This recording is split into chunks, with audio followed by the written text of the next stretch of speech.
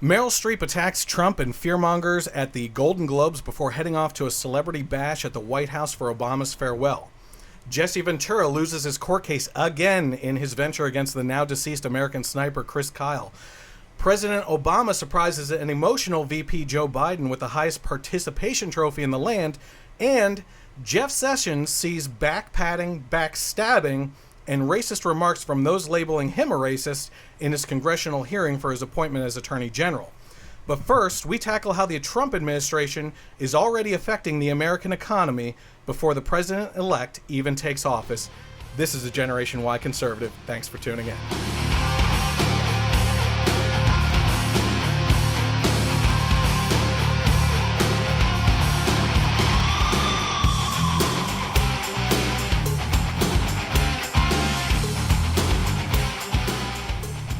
So I want to thank everyone for tuning in tonight on Facebook Live. Like I said before, in all my podcasts, we actually bring this to YouTube later on. You can search for me, the Generation Y Conservative, on YouTube. If you're tuning in on Facebook Live, you might be seeing a shared stream right now. You can always search for the Generation Y Conservative on Facebook.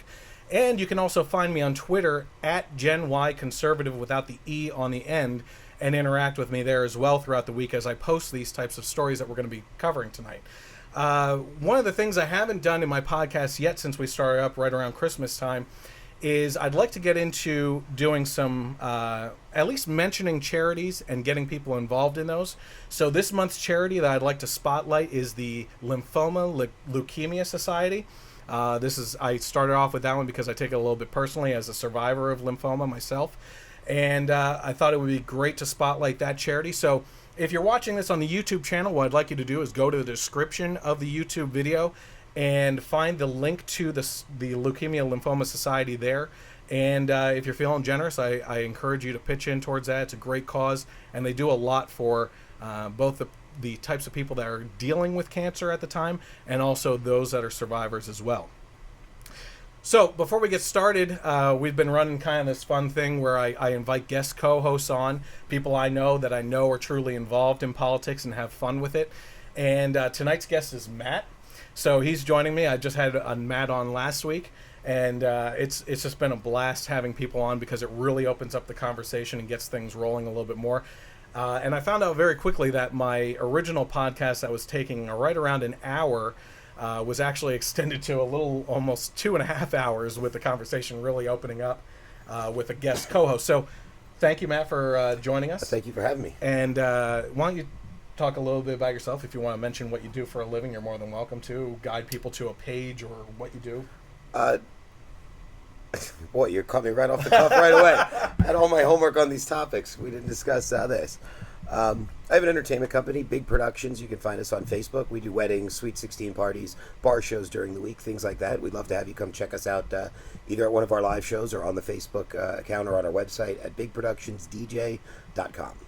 And you're mainly focused in the Lehigh Valley of Pennsylvania? Yes, out of Allentown, correct. Okay, all right. So if you're in Allentown, if you happen to be joining us as a friend of Matt or a friend of mine and you're looking for those types of services, you're more than welcome to get in touch with him. I'm sure, that's one thing I'd also like to do besides charities is really try to spotlight small businesses in the area or around the country, really, if I have the opportunity, because small businesses have proven to be the backbone of America throughout history. I mean, even with big corporations coming involved and employing so many people, it's always nice to see smaller businesses and entrepreneurs really launch off with their businesses as well. So I want to thank Matt for joining us. So we're going to get right into it with the stories from this week. I was actually really surprised at just how many topics happened since the last podcast, because I only get to post a little bit sparingly while I'm at work, and I come across articles and everything. And once you really start going back and looking at,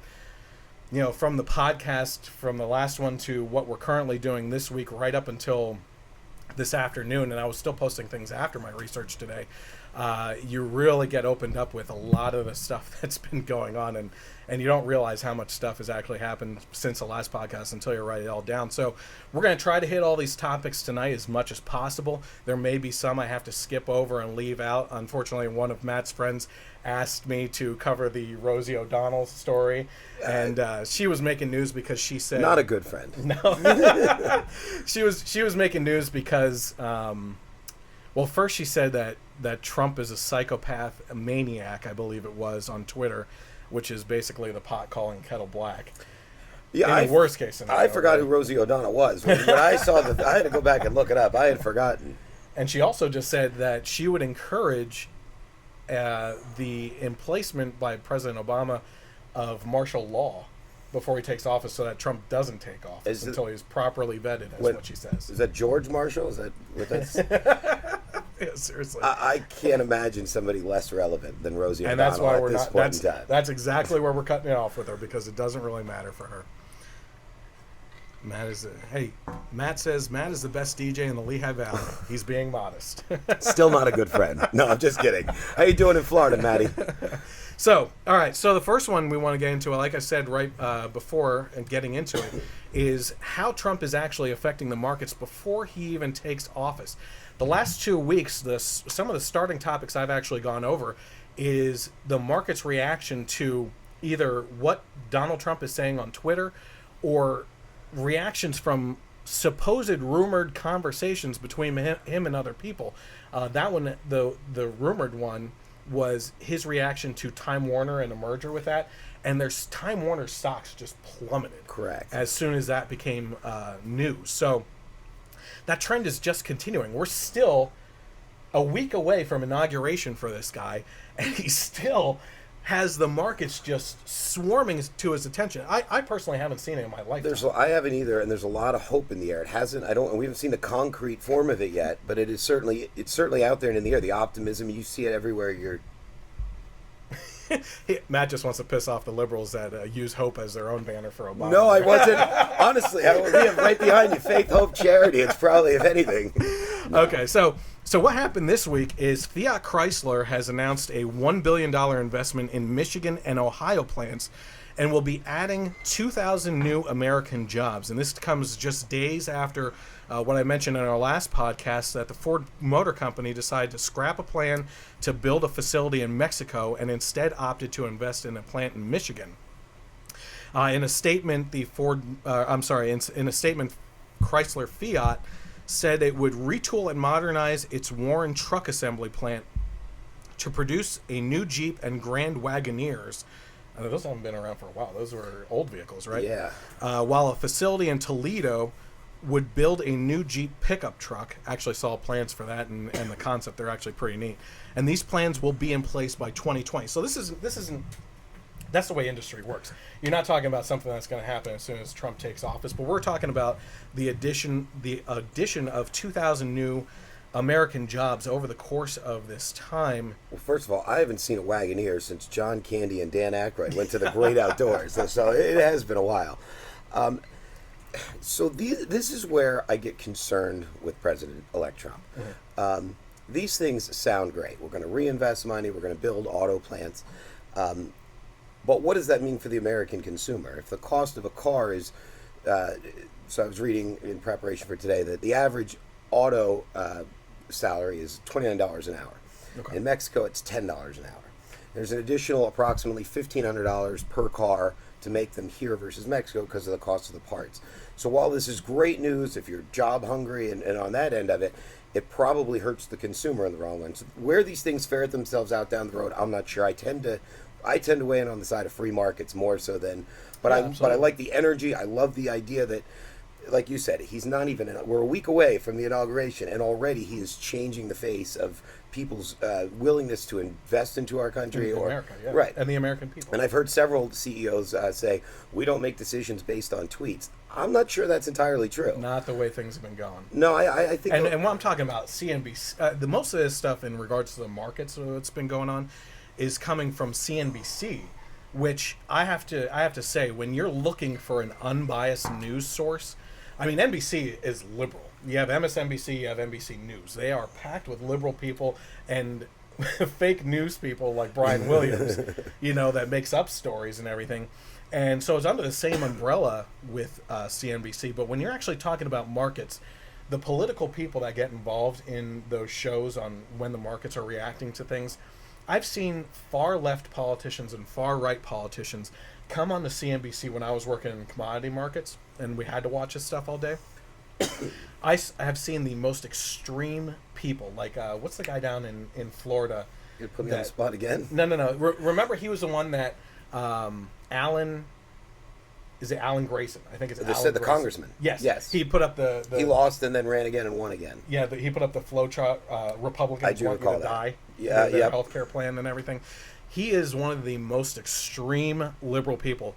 I saw him on CNBC one time, and he came off completely regular because they know that the political people aren't tuning into that show. They want to know how the market's reacting to something, how business affects people and the American economy, and they really tone everything down. So if you really want some unbiased news, you really want to try watching CNBC sometime. It's not completely unbiased. There are people on there with their own opinions, obviously, but you really get that kind of middle ground on everything. So, and that's what we're kind of seeing here is CNBC released these stories that I'm kind of going over right now. And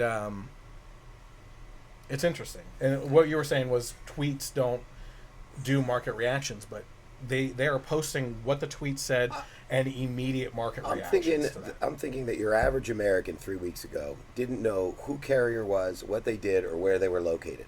And the threat of President Trump getting on his little tweet machine, which, you can go back in time, but it was the written word, then it was orating, then it became television, or radio first, then television.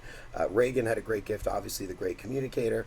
The Democrats, I think in the last 20 years, have had the advantage technologically. With their social media and those things. So this is a good use of media in a sense, in that he's able to speak directly to the American people. As a president, as a citizen, I like to hear my president's thoughts, as they're occurring. And if you're some company in Indiana or in New Mexico or wherever, and you're thinking of up and moving, and you're worried about getting gaslighted out, on Twitter, I do think that affects. It has to. I'm going to disagree with you there. Really? Yeah. And the reason is that, this Trump, he knows he has the right idea on what he wants to say. He has a horrible time saying it. He is very bad at communicating. I'm not suggesting that he is a great messenger. Exactly. And I'm not even suggesting that he always has a great message. Right. But I like that the medium, which is so often used to tell me who Justin Bieber isn't dating, or nonsense that I don't care about, that to open up a communication line that goes around newscasters who have points of view and news speakers and writers, and that I like the idea that there's a direct link from a president to his citizens. And I've said this recently on Facebook, I believe, which is I believe that Trump really needs to hand over the reins to his Twitter account to an assistant, that he can say, here's what I want to say. And his assistant goes, calm down a little bit. I'm going to write it out the right way. Because he just has the worst way of putting it. And he insults people, and that's not acting presidential. It's not coming off the right way. And he's going to just keep on making more enemies than really showing a presidential attitude and bringing more and more people over to his side. We just had news today, actually. I told you that news kept on pouring out after I put everything together, that Steve Harvey is working with Ben Carson as HUD secretary to help inner city neighborhoods and those that are underprivileged in those areas. So he's bridging that gap, even in the entertainment industry. I mean, that blew my mind today. That's not necessarily a big story, but Steve Harvey seemed reluctant and said that the meeting with Trump actually went very well. He seemed to be very cordial and professional during it. So Steve Harvey seemed that way. No, Steve Harvey said that about Trump. Oh, okay. Yeah. Price is Right. Is that Steve Harvey? No, that's Price is Right. Which he does Drew a show, Carey. Family Feud. Family Feud. Oh, perfect. Great. To work with HUD. That's a perfect right. format. Yes, I can see that working out. Gosh. Go back real quickly. You were talking about Blocking tweeting them and off. needing a filter and those sort of things. The night that the Japanese, or the morning that the Japanese bombed Pearl Harbor, Winston Churchill, when he was delivered the news, immediately stood up at his table and said, "I'm declaring war on Japan." And his advisors said, "Relax for a minute. Let's confirm it first with President Roosevelt." So you're right. There does need to be some filter. I think for anybody, we all need. Yeah. We shouldn't be acting. When your words carry that much weight, there needs to be some gap between your initial response and your delivery of that response in some format. I agree. Yep. So Alibaba job boom. Jack Ma chats with Trump about how to create 1 million U.S. jobs over the next 5 years. So again, this isn't something that's going to happen immediately. This is over the course of years, and that's the way business works. I mean, to build up a business in an area that you're not already in, you have to invest in that area, right? Of course. So President-elect Trump said that he had a great meeting with Alibaba executive chairman Jack Ma on Monday when they discussed 1 million new U.S. jobs. Ma said, we're focused on small business. We specifically talked about supporting 1 million small businesses, especially in the Midwest of America, small businesses on the platform selling products, agriculture products, and American services to China and Asia, because we're pretty big in Asia. Alibaba will create 1 million U.S. jobs by enabling 1 million American small businesses and farmers to sell American goods to China and Asian customers on the Alibaba platform, the company said in a statement following that as well. Between this and all the auto manufacturers coming out in the weeks and days before the inauguration of Donald Trump, say it's coincidence or not, these types of moves in the industry and announcements haven't been happening over the last 8 years. Not over the last 16 years. I have not seen this kind of stuff. But I mean, and then again, to be fair, we didn't have social media so much in the Bush years, and definitely not in the Clinton years, right? I mean, you remember the boon to the economy of those shovel-ready projects, I'm sure, right? So that made everything better. I'm gonna laugh at that. Everything shuts off at one time. I think it's great. Anytime our president, or in this case, president-elect, is reaching out to leaders of business, leaders of industry, people that want to invest money in our country, this is a great thing. This is good for everybody. To make this simple, if Alibaba has a product that Americans want to buy and they can deliver that product, I'm all for it. Where I get concerned is when government and business get in bed with each other, and all of a sudden deals are being made so that Alibaba is able to compete at an advantage over your company, my company, Sally's company down the road. And I don't know all the details, but I know that there are a lot of there's the mail. We have a big deal with China with mail and FedEx, and I'm sure everybody out there in your audience at some time or another has ordered something that's come from China and it's cost them $5 and it's free shipping. And you go, how in the world are you able to make money shipping something, a product, and ship it for $5? So I think our government is subsidizing that, as I think how it ultimately works itself out. That specific conversation actually feeds back into what we were talking about with Fiat Chrysler, or the other Ford that was planning on putting a facility down in Mexico. And you were talking about the price of production, essentially with labor and everything, as opposed to the American production of labor, and how we pay our people more here, and therefore it's going to be offset. It's going to obviously reflect in the price of the end product to the consumer. What we hope to see with all of this is this disconnect that we currently have with other countries in the world, where taxes and tariffs are weighed heavily on Americans as opposed to other countries where we ship things. So what I see happening in the case of these is it's not gonna completely balance out, but the fact that we're doing production here, and if those vehicles are built completely here and end here on production, we won't have to see that tax tariff situation so much in the United States. It's not going to completely offset. I know some people have this vision of the 1950s and the 60s and auto workers and manufacturing jobs across the board, except that time isn't coming back. We were the only industrial power left in the world. After World War II, every industrial power had been wiped out. That's a unique situation that isn't going to happen again. So while I would love to see auto workers in Michigan, be able to make as much money as they can, I'm not begrudging them that. If they can make a car cheaper in Mexico, then maybe the guys in Michigan ought to make toaster ovens, or I don't know, whatever it is, right. Quirks for that matter. I don't think there's anybody that can compete with us, but maybe they can make this product cheaper somewhere else and let us move on to the next great invention and the next great product. What I find amazing, and I say this all the time, is we were the Industrial Revolution. America was the Industrial Revolution. We kicked things off. I mean, Ford with the assembly line and everything, right? And within a century. Yeah, I mean, you go back to Rockefeller really being the hero of that. Within a century, we went from the Industrial Revolution, America being the production capital of the world, to the #1 consuming nation, and literally almost nothing in manufacturing. Well, it's as if we stopped growing. Not, I don't mean growing is not the right word, but it's if we stopped progressing forward. We just stopped. What causes that, though? And well, I think really bad policy has Absolutely. caused that. I mean, you see, we have the highest corporate tax rate in the world, and production is cheaper everywhere else that you can. I mean, it just makes business sense. And we have in your multi-generations on one hand of dependency, and on the other hand of people feeling entitled to work 40 hours a week and be able to retire at 65 and to be able to afford all of the things their parents afforded generations ago. And that was great. And again, I think that it's great that happened, but that moment is over.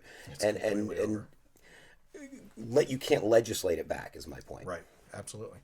So Trump proposed, this is really neat. So this isn't new news, but it was something that CNBC posted today that I thought was really interesting because we're sticking on the Trump topic.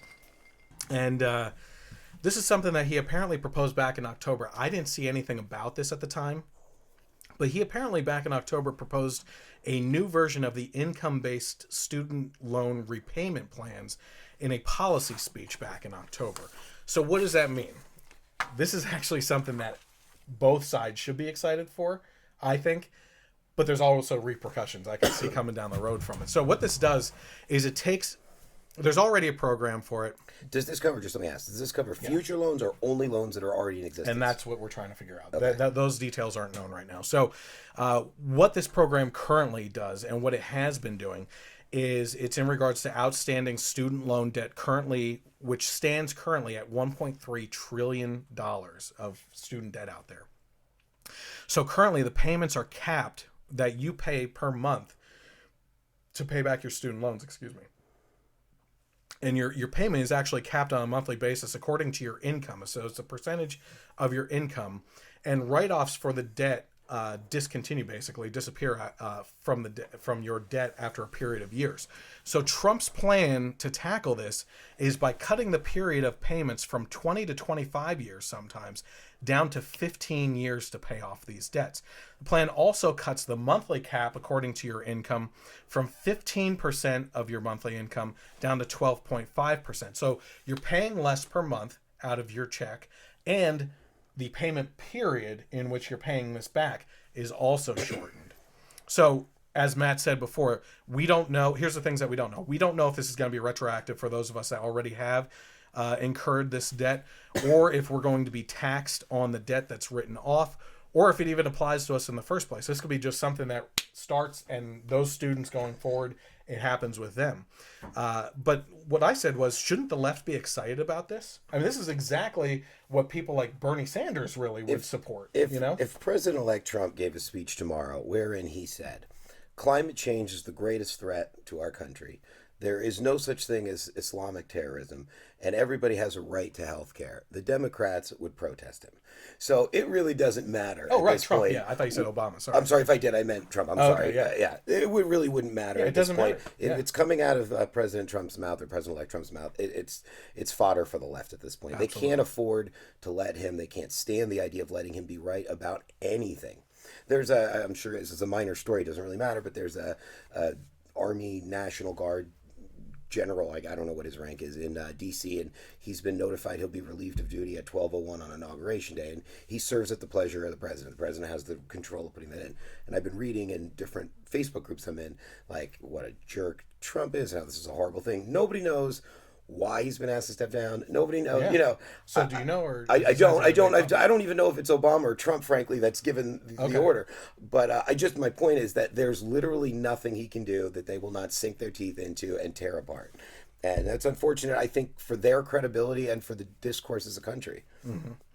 So, and that's exactly why this is exactly why I said right after that. My comment was, I wonder how they would write this off as evil if he goes through with it.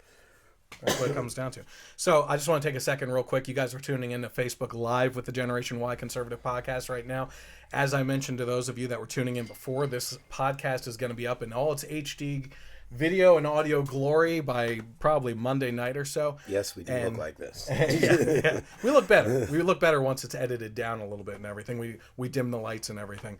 I just want to say hey to Matt was talking before, Brant, Anthony, and Bill LaFranchi said hi. Oh, Billy and Tony. What's up, guys? So we want to thank you guys for tuning in. If you are tuned in right now, you're enjoying what you're hearing, even if you completely disagree with us and you want to comment or question, do that. Also share it and piss off more of your liberal friends too. That's fine. Absolutely. Get the word out there that, two conservatives here are talking it up and having a good time. If you could remove the people I know, family members, close friends who are liberals, and I don't ever enjoy seeing people I care about, brokenhearted or upset or scared or worried or any of that. But the estranged liberal public, the people in Facebook world, the people on television, I am rejoicing in their agony and misery, and in a way I never had thought possible before. But it's unhinged. It doesn't make it's not a rational fear in my mind. It's not a.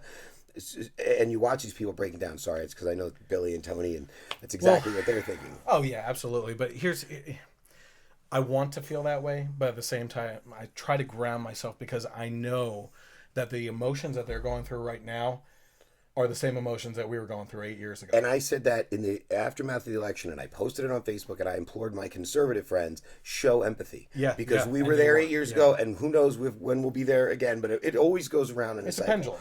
Yeah. But then you see the protests, right? And then you see the absolute nonsense, and you see the racist, xenophobic, all this whatever. The sky is falling scenario. I have more people that I come across bragging to me that they have defriended people who voted for Trump. Some girl the other day told me the fight for justice has no gray area.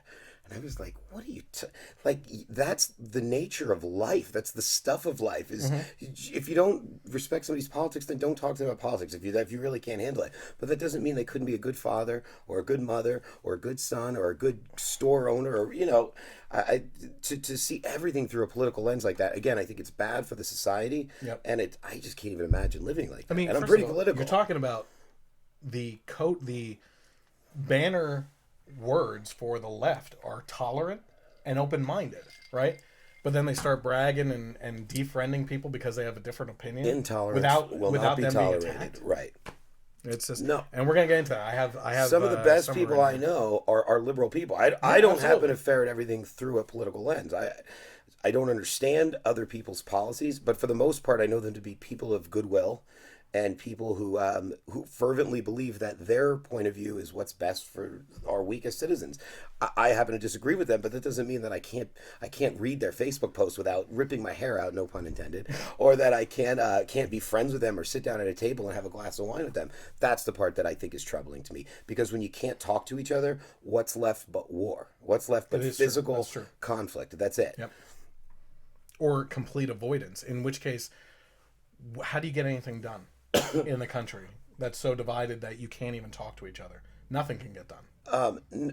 No. Which I'm okay with a stall in Washington. Yeah, I love gridlock.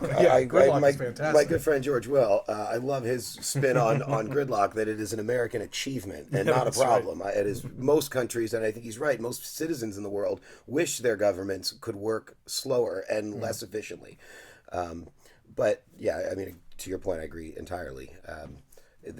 We should be able to communicate with each other. We should be able to find what we do have in common, and we should try to work on the issues we don't have in common. In the meantime, we should enjoy a ball game, right? And we should enjoy a concert, and it shouldn't have to be every endeavor shouldn't be political. We should be able to enjoy a Hamilton musical without being lectured.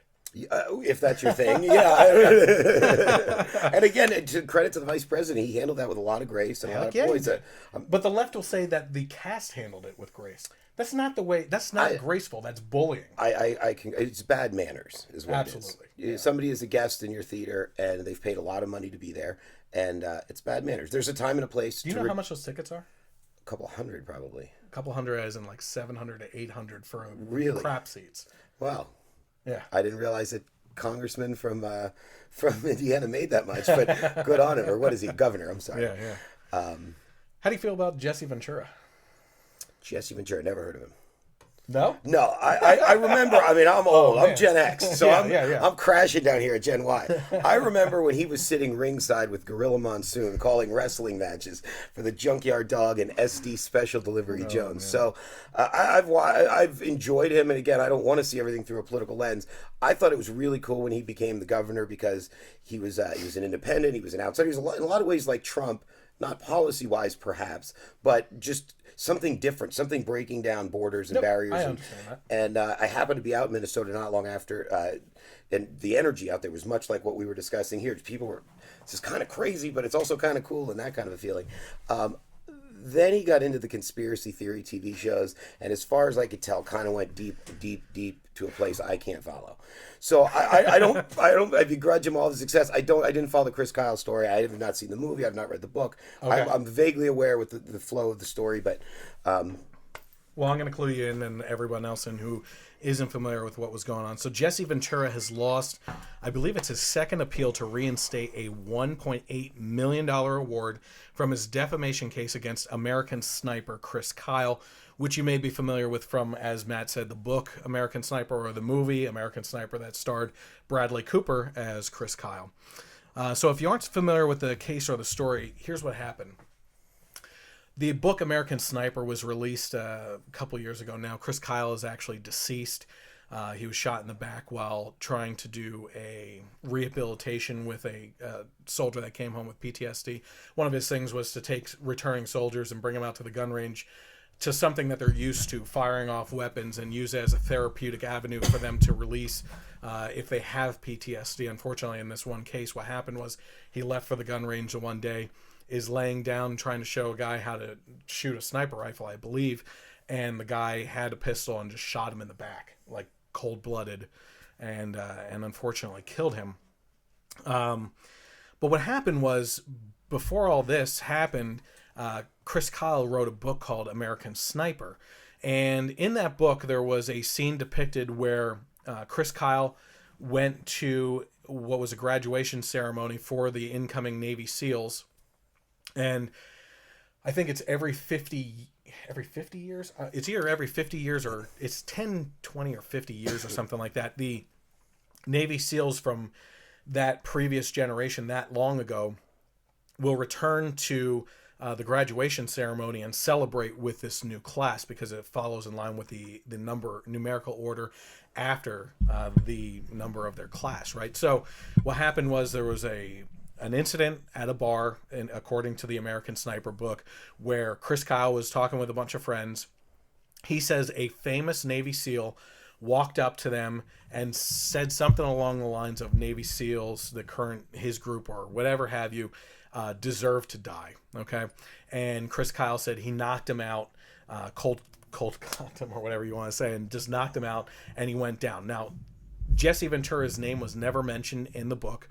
And what ended up happening was, in subsequent interviews in regards to the book, Chris Kyle went out into the media circuit and was hitting radio shows, TV shows, and everything. And he happened to hit the New York show Opie and Anthony at one point in time. And Opie and Anthony kind of got into it with him and were saying, who is the famous Navy SEAL? Who's this guy that you knocked out? And from what I remember of this story, Chris Kyle was saying, no, I can't really say anything. And one of the two guys said, was it Jesse Ventura? Tell us it was Jesse Ventura, right? And Chris Kyle, I guess, eventually broke down and said, yeah, it was Jesse Ventura.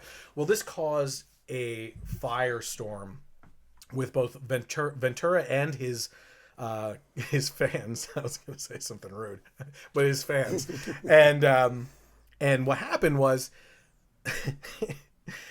Jesse Ventura had been doing this conspiracy theory show that Matt was talking about for a while on one of the channels. It was probably like A&E or History Channel or something.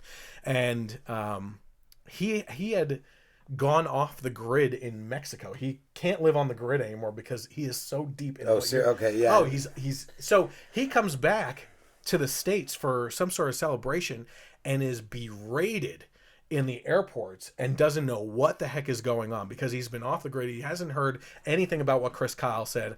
And he says that this is a defamation of his character. And he started going after the Chris Kyle estate. I believe Chris Kyle was alive at the time. Yes, he was. Because Chris Kyle and Jesse Ventura actually met up in a room together with a judge sitting off to the side. And when I posted this story about this current topic, about him losing the second appeal, what happened was I actually had a couple friends that stood up for Jesse Ventura saying, yeah, the guy's kind of a crackpot. But if you would actually listen to his side of the story on the Joe Rogan podcast, you might scratch your head a little bit and think differently. So on Wednesday, I took the opportunity in a car ride from Philadelphia, where I was training for something, up to this area in the Lehigh Valley. We listened to the Joe Rogan podcast and listened to Jesse Ventura. And he is still back crap crazy. I mean, that doesn't change my mind on it at all. And, so it's just, it blows my mind because what I heard did make me scratch my head a little bit. Now, I'm not saying that this is true or not, but the New Yorker apparently published an article that did some fact checking on the American Sniper book and found some things to be not true from what they say. One of the things I believe that was mentioned in the book, I haven't read the book, I saw the movie, which I thought was fantastic. I don't know what was exaggerated, what was thrown in there for Hollywood magic or anything, but one of the things in the book that was apparently fake, according to the New Yorker, is that Chris Kyle was up with a sniper rifle in Katrina, like right after Katrina, like picking off looters and stuff like that. You know, I did hear that. that. Yeah, so I don't know what is true. Not that what I heard it isn't. was true. I remember hearing And that. And personally, I feel bad even getting into what is true and what is not true when the guy can't even defend himself anymore. But well, here's I'm sorry, but Go ahead. here's the skin of it, right? Before you get into the details and you have to ferret through all the file folders and figure out what's true and what's not true, Jesse Ventura, as every citizen, should have every right to defend his character. And if he's been lied about in public and people have profited off of those lies, he does have a right. I think we all do. I think that's what those laws are for. Conversely, it's really bad optics for a guy to go after a hero's who's dead, to go after his estate, his wife's, like it's not a good. It's just a bad scenario all the way around. Right? So I'm going to clear something up real quick for you because that is exactly what I thought. In this podcast with Joe Rogan, what Jesse Ventura said is that this is a lie, or actually he said this is a lie. Right, okay, right. You know? And he said that was a common misconception in the media, that he was suing the estate of Chris Kyle and that his wife would be the one paying out the damages in it. What he said is he was actually... Now I have to get it right because otherwise my buddy who's probably watching right now that I work with, who's in defense of Jesse Ventura on this one, was arguing the point with me today. He said that what is happening is he is going after the estate of Chris Kyle, which is insured by the publishing company of the book. Okay. So essentially, what happens if he doesn't get those royalties? Who gets them? Exactly. Well, not only that, what I said to him was, here's the case that's being laid out.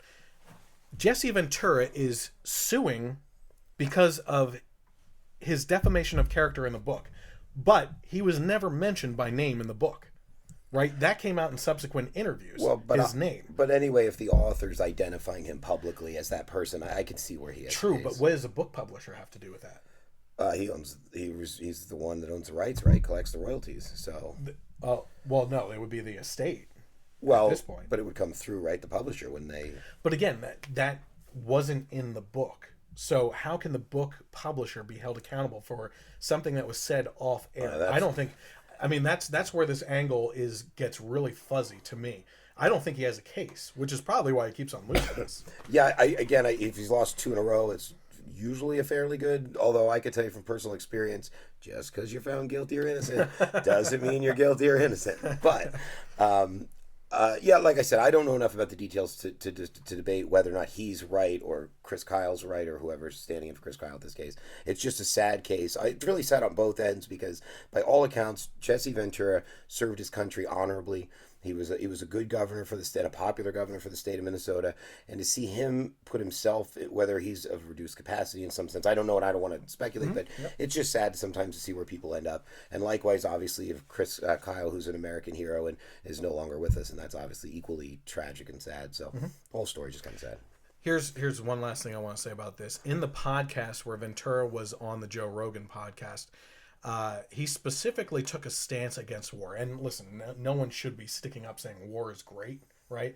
But he was very anti-war as a veteran, right?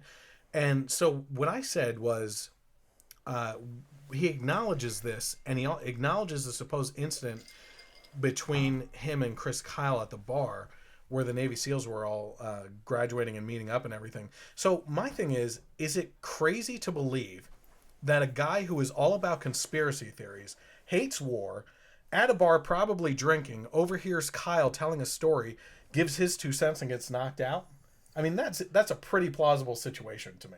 I mean, Ventura has been known to be standoffish towards a lot of people. So you're saying that Chris Kyle's story effectively is plausible? Heck yeah, it's plausible. Of course, I'm not saying it's true. Of course, but it's very plausible.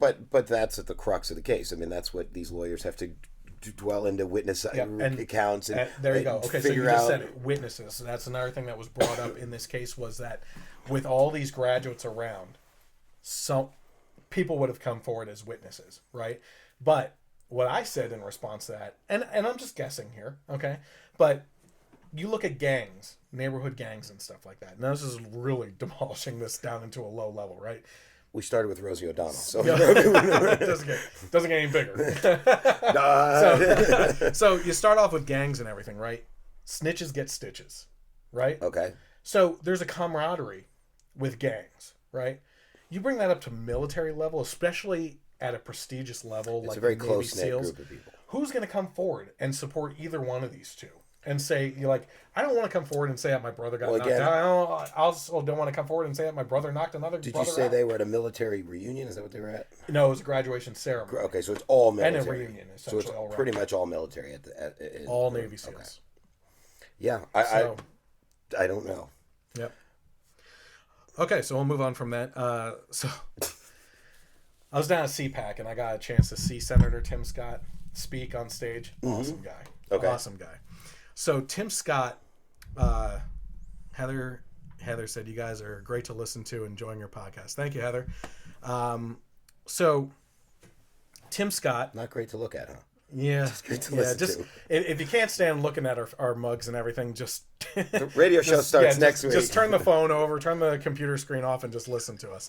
So Tim Scott, Senator Tim Scott, puts a Twitter user into her place who called him a house N-word. That sounds racist. Doesn't it? A little bit. Just a little bit. I think so. It ended with instead of though. So I don't know. It's an iffy. Oh yeah. Yeah, there's something with there. So he put her into place with just one word as a Twitter response. So South Carolina Senator Tim Scott, the only black Republican in the Senate, expertly shot down a Twitter troll who on Wednesday referred to him as a house. Obviously, you know what the word is. According to The Blaze, a social media user identified only as Simone used a derogatory term to refer to Scott and William Smith, a former aide to Senator Jeff Sessions, who we're going to talk about later, after the two black men testified in support of the Alabama lawmaker's appointment as Attorney General on Wednesday. Rather than get into a back-and-forth debate with the disagreeable Twitter troll, who has since deleted her account, Scott decided to correct Simone's inflammatory message by tweeting to her one word: Senate.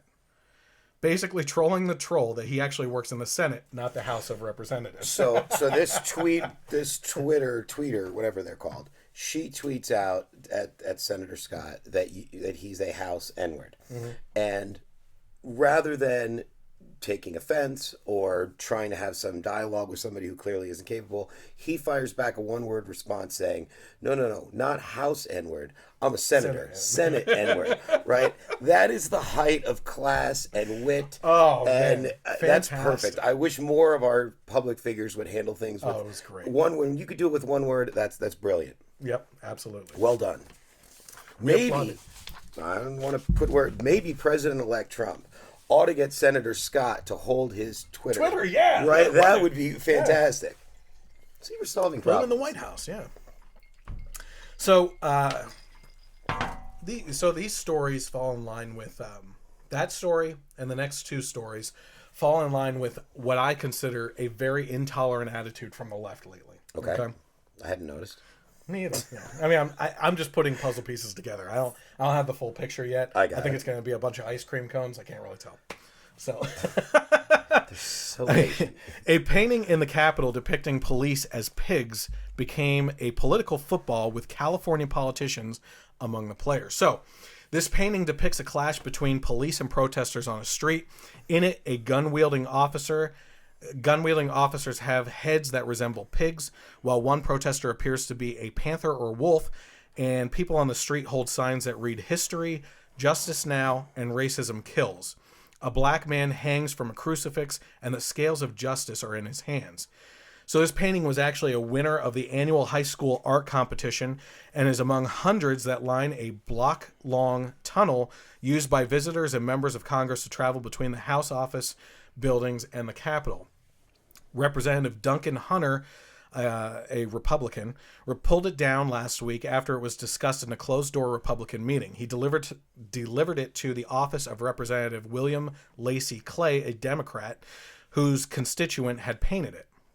Clay gathered with members of Congressional Black Caucus and a handful of other members to hang the painting back up on Tuesday morning, and there was actually a press conference to do it. Do you ever just thank God that we're living in a time where there are so few problems that our Congress people are able to be doing these things? Thank you, God, for giving us 2017. So Clay said, "I do not agree or disagree with the painting, but I will fight to protect this young man's right to express himself." I agree with that. First of all, I'm going to say that. I agree with that. There's a lot of really bad art out there that depicts really horrible, horrible things that shouldn't be hanging up. But here's a problem with where I disagree with him. It's not that the kid doesn't have the right to do it. It's not that the painting itself doesn't have the right or privilege to be hanging up somewhere. But it's very controversial. It's very disrespectful, and it's hanging in Congress. So wait, I'm not. Which side are you taking on this? The fact that he has every right to paint and every right for it to be hanging up somewhere, but isn't DC divisive enough to be throwing basically gasoline on a fire pit? Okay, so this is the conversation where I thought we were most apt to disagree. Okay. And it also ate up my enjoyable Friday evening meal with my folks because we did not agree. So the picture, which I've seen, I'm sure you've seen a picture of it. It essentially, if you haven't seen it, it looks a lot like Beyonce's halftime show at the Super Bowl. That's pretty much what it looks like, right? It's in poor taste. It's offensive in a lot of ways. I get it. The last thing on earth that I want is my government censoring art. True. And I don't know, and I did not have time before we got here today to ascertain this, but I don't know how art ends up hanging up in Congress. As far as I've known, in the parts of Congress that I've been in, the Capitol that I've been in, they're all sort of John Trumbull, George Washington type paintings. There are no, I didn't see any recent art, that kind of a thing. If each member has a spot in this hallway where they get to hang, and this is what this congressman chose to hang, I think it's fair game. Okay. This young man, the artist, and that congressman have every equal right as the congressman down the hall ought to have, and his constituent ought to have. These are the things that really people care, I think, about when they go to work. That they're going to get paid at the end of the week or at the end of the day or what have you, that they can come home and be safe in their homes, that their kids are healthy, that the sun is still going to rise tomorrow, that there aren't going to be Russians marching down the street. This stuff to me is so, people get so upset about it, but I don't understand. It's just a picture, and if you don't like it, look away. That's what we always try to tell people. If you don't like it, change the radio station. I will disagree. But it's Congress. I disagree because... But shouldn't that be the place we most... I mean, the Senate, they say, is the greatest deliberative body in the world. Isn't that the place we should sort of like... I don't think there should be art necessarily hanging up anyway. The divide in America right now between the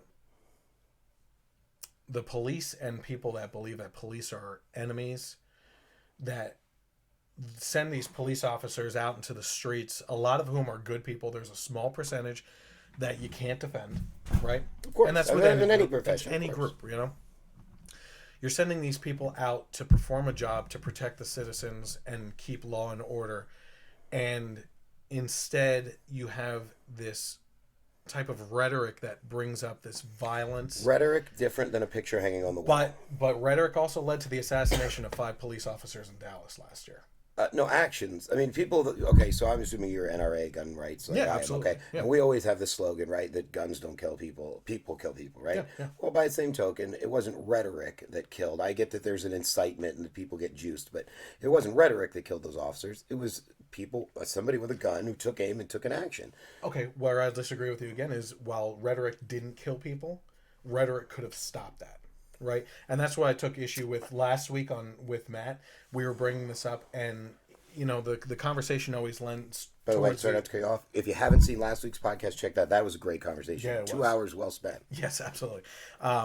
What happened was we got into a disagreement in that does Black Lives Matter as a organization or as a mouthpiece for a movement have an obligation to either disagree with the people that say that they represent that movement or not, right? So there were over the course of last year, there were all these people that were calling for the assassination of cops, right? And as a movement, people like Shaun King and other big leaders in the Black Lives Matter movement at least weren't making big news, and I didn't see anything personally myself where they were saying, don't do this. This is not part of our movement. We will disavow your actions because what you're doing is wrong. We're trying to establish peace, and the only way to do that is to get our message out there and then have a conversation. By doing this, you're just going to make things a lot worse. I don't mean to be jumping all over the place, but this is akin to what we see in the Muslim community, where there seems to be a dearth of voices saying within their community, demonstrating against the violence and against the terror. But anyways, to bring it back to the police, listen, rhetoric can be harmful. It can be a problem. It can also be a source of good. I agree with you 100%. But if people are calling for the assassination of cops or anybody, I'm pretty sure that's against the law, and if it isn't, it sure should be. That's incitement to violence, incitement to riot. So those people should be, of course, prosecuted fully. We started at the painting, right? We're still hanging around the painting. Well, I'm going to bring it around because since this incident of them hanging the painting back up, someone has apparently put a Blue Lives Matter flag above the controversial painting that depicts pigs as police in the Capitol building. And to me, that's fair. That's equal. Again, I don't know representation. I don't know what the isn't that what the left fights for? Well, I don't know what the protocol is for how these paintings get hung, or how every 100 feet there's one, or next to every congressman's door. I don't know all those things. So I saw the picture with the blue flag above it. It looked out of place. It looked out of size. It's bad. It's taped up there. It looks more like graffiti is not quite the right word I'm looking for, but it looks inappropriate. It's not framed or frankly, professional at all. This is a story nobody would have ever noticed or seen. A very small percentage of people would ever have seen that painting. True. It should have just been left alone. We might take a lesson from Senator Scott, who was able to diffuse the situation with one very dignified and kind of cunning word. It would be very fine if the 200 and whatever we have, 22 Republican congressmen or whatever the number is, if they were to all suddenly have their paintings go up and they were all to be showing cops doing honorable things or something, if they were to send a signal that way in silent protest, sometimes I think those things are more powerful. You don't have to tear somebody else down in order to make you. That's what we're supposed to have in America, is the freedom of ideas, the freedom of expression, and the way that bad ideas and bad perspectives like this painting depicts are to be shot down is to have the light of day shone upon them and to have people discuss them and say this is why it's wrong on shows just like this. Yeah, you're a Batman fan, right? I've never seen an episode. Darkest Before the Dawn. Is that I've never seen one of the movies? Never seen an episode. Like the place you were going there. Sorry. Here I thought it was Robin. No, I'm kidding. I know you like tight clothes. What Batman was wearing? No, Robin with that was the original skinny jeans. That was they were Hollister before there was Hollister. Okay, so Ira Madison, who happens to be a culture writer for MTV, attacked Jeff Sessions' family in a very racial way. First of all, is it shocking to anybody that MTV has a culture writer? This seems to be about the least cultured thing on the airwaves. Well, you got The Situation, the Jersey Shore, and all that. Is that culture? Culture? High culture. Italian, Like, that's a really good representation of Italian. I'm Italian, by the way. Ford, I forgot. That's Italian. Yeah, Ford. So as Sessions' family was being introduced during his confirmation hearing, Ira Madison tweeted the following about Jeff Sessions' Asian American granddaughter. Sessions, sir, kindly return this Asian baby to the Toys R Us you stole her from. The tweet has since been deleted and Ira's account has gone private. Surprise. Is this not racist? So are we seeing a trend here with these stories that the left is becoming exactly what they tout, they hate, and work against in the last decade? I recently spotlighted some of these hypocrisies in a post on Facebook where I said they hate bullying unless they disagree with you and then they publicly shame you into silence. They detest violence unless their candidate loses and then it's riots and looting. You better accept the election results unless their candidate loses, then throw a hissy fit. It's okay for another candidate to say stupid things occasionally. They can call him a racist, sexist, homophobe, etc., but perfectly fine for their candidate to refer to female staff members as the C word and young black men as super predators. Apparently, it's not okay for Donald to associate with business leaders worth millions or billions that provide jobs, benefits, and 401ks to countless people, but perfectly fine for the Obamas and Clintons to hang out with celebrities that pretend to be important people for a living and provide little to no jobs for people, less the occasional temporary jobs for movies and TV shows. So this is actually a growing trend of intolerance from the tolerant left. Is it new? No. It's just thrown into the light because of this election, and more people are seeing it for what it is, which is a big reason why Trump won. Well, first of all, I could be much more forgiving of the left if they could be funnier with their remarks. This is just but another example, and you can find them every day on every social media platform. They're not funny. No. There are very few people. I watch Comedy Central. It's bitter. It's not Comedy Central. There's nothing. I long for the days of the old Craig Kilborn Daily Show. When they so good at the yes. Showbiz Show with David Spade. Bring that back. He was pretty impartial too. He ripped Craig on Kilborn. everybody. Yeah, that was just and even celebrity. Jon Stewart started out that way. He did. He started off that way. Days. Yes, absolutely. He just became so bitter and vile. He played.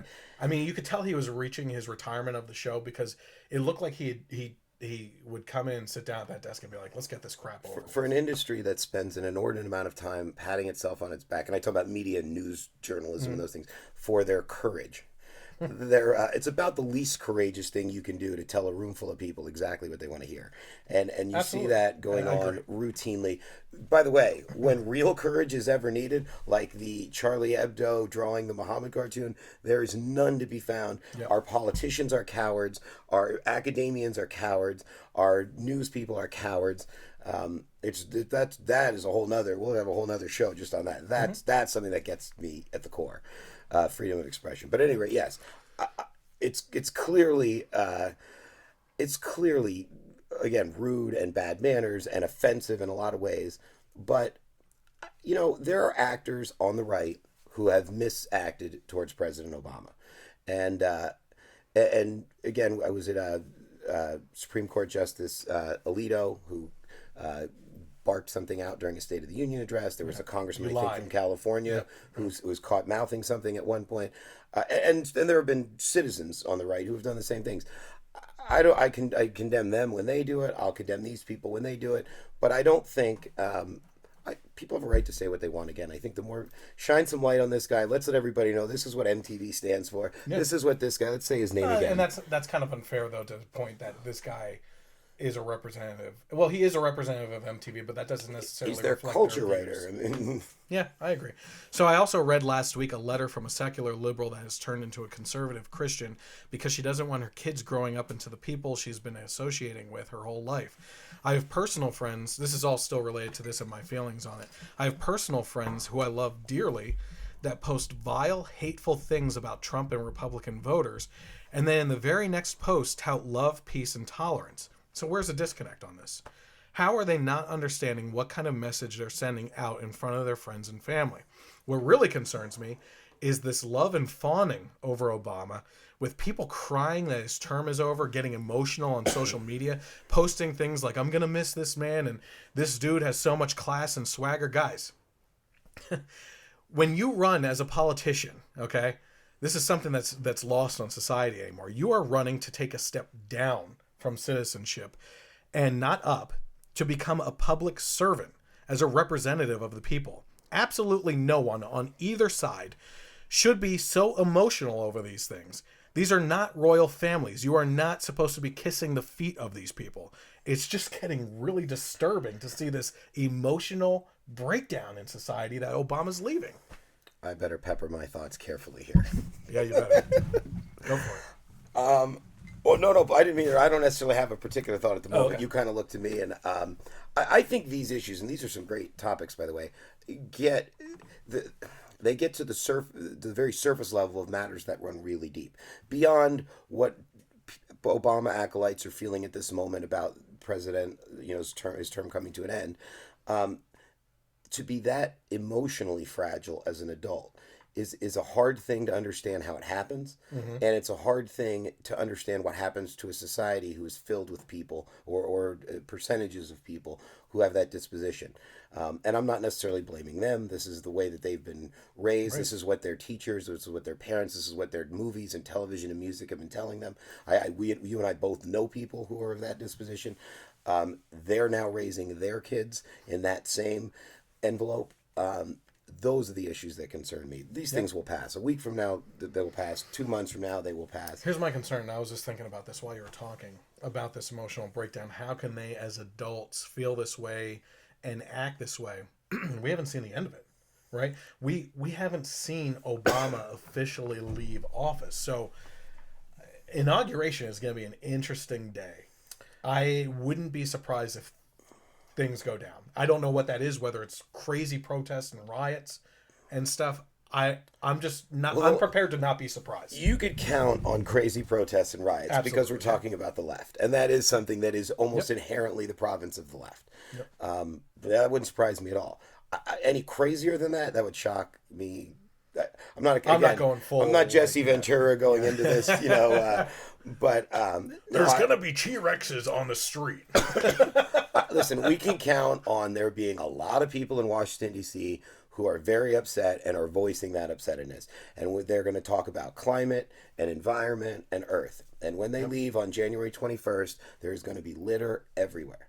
So, I mean, count on it. Those are things you can count on. Take it to the bank. This right here. This was the Restoring Honor rally I went to back in 2010. Back in 2010. I went there. It was a conservative rally. It was thrown by Glenn Beck, right? And it was amazing. It was truly amazing because the trash cans were absolutely filled. There was not a speck of trash anywhere on the monument's lawns anywhere. There was trash all over the ground right by the trash cans because they were overflowing. I've had that same experience. All the trash was right around the trash cans. People, as they were walking out of that rally, were picking up trash as they were going, dropping it off at the next trash thing. And you compare that with these rallies that the left holds, I can't believe you actually have to take a broom to walk of another order. Absolutely. And you're absolutely right. These are the people that tout about climate change, global warming, all this stuff, taking care of the environment. Worst perpetrators. It is hypocrisy all the time. That's all I see anymore from the left. And I hate to say that because it's a character issue. In a lot of ways, it's a character issue. Yeah. So President Obama surprised Vice President Joe Biden with the Presidential Medal of Freedom, which is the nation's highest civilian honor. So I wanted to look this up just to make sure of what a Presidential Medal of Freedom was, and I figured I'd share that first with you. The Presidential Medal of Freedom recognizes those people who have made an especially meritorious contribution. Meritorious. There Senate. Yeah. Senate. Contribution to the security or national interests of the United States, world peace, cultural, or other significant public or private endeavors. This award is not limited to U.S. citizens, and while it is a civilian award, it can also be awarded to military personnel and worn on the uniform. So like I said, this is a lot like President Obama being awarded the Nobel Peace Prize before he even took office. And what were the qualifications here for either one of them to receive this award? It's not that I'm mad. And honestly, please take this from this conversation. I am not mad at this. President Obama has every right to recognize who he wants with whatever awards he wants and everything. But I found this amusing. I started laughing when I saw this because when I take digs at our current culture, I take digs at the fact that we're giving out participation trophies for everything. And these fall right in line with my statements. It was, I saw the ceremony and I probably had very much the same thoughts you did. And on the way here tonight, I actually did the same thing. I looked up, I kind of knew what it was, but I want to know exactly what it was and who's received it. And who else has there are received three vice presidents. There's a slew of people, and on Wikipedia they divided it up by like whether they were athletes or activists or U.S. congressmen or whatnot. It's not so really, to be honest, so many people have gotten the award. It's a participation award. It's sort of like if you're the president and you want to say thank you to somebody or for whatever reason or not, or you have some agenda like that you want to. Here's the titular head of this movement. We're going to do something here. There are 3 vice presidents who received it before. Or, I'm sorry, he's the 3rd vice president who received it. Humphrey received it, and Nelson Rockefeller. So, to be honest with you, if you asked me to put Joe Biden in company with previous vice presidents, that's about the 2 I would have set him right next to.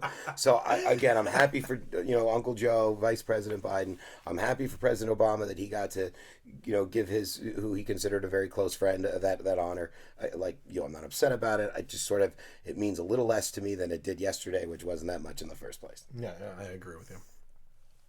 So here's an interesting story that I've been following for a while because it's so crazy how this played out. So Clockboy, as he's famously known, lost his defamation suit against Glenn Beck and others as it was dismissed this week.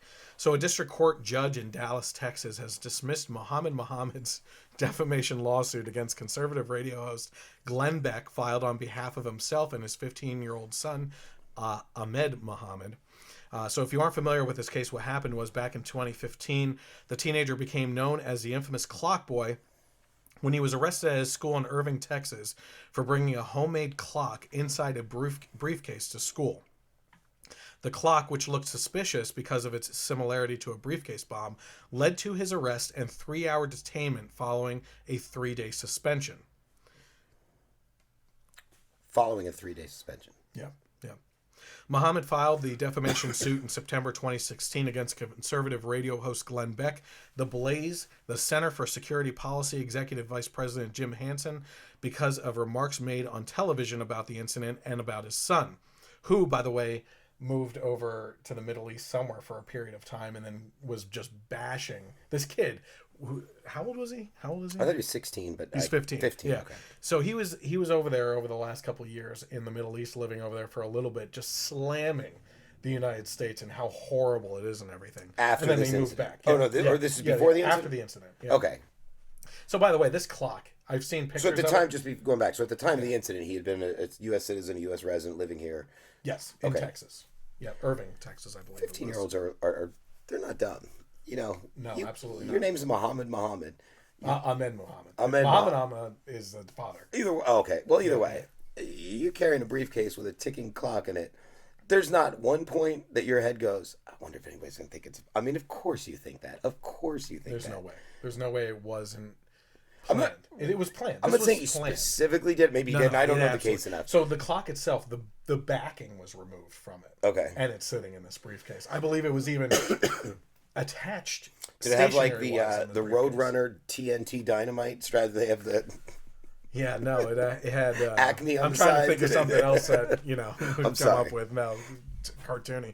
But I mean, yeah, you're exactly right. So after a 3-hour court hearing on Monday, District Court Judge Marcella Moore dismissed the lawsuit under Texas anti-SLAPP grounds, anti-slapp. That's what we're going to call it. Anti-slapp law protects certain acts of communication based on free right speech. Beck, who filed the anti-slapp motion, was awarded attorney fees and court costs for the dismissed case. But what I have to say is exactly where Matt was going, which is this family clearly wanted this incident to gain traction and blow up like it did so they could gain attention for an agenda.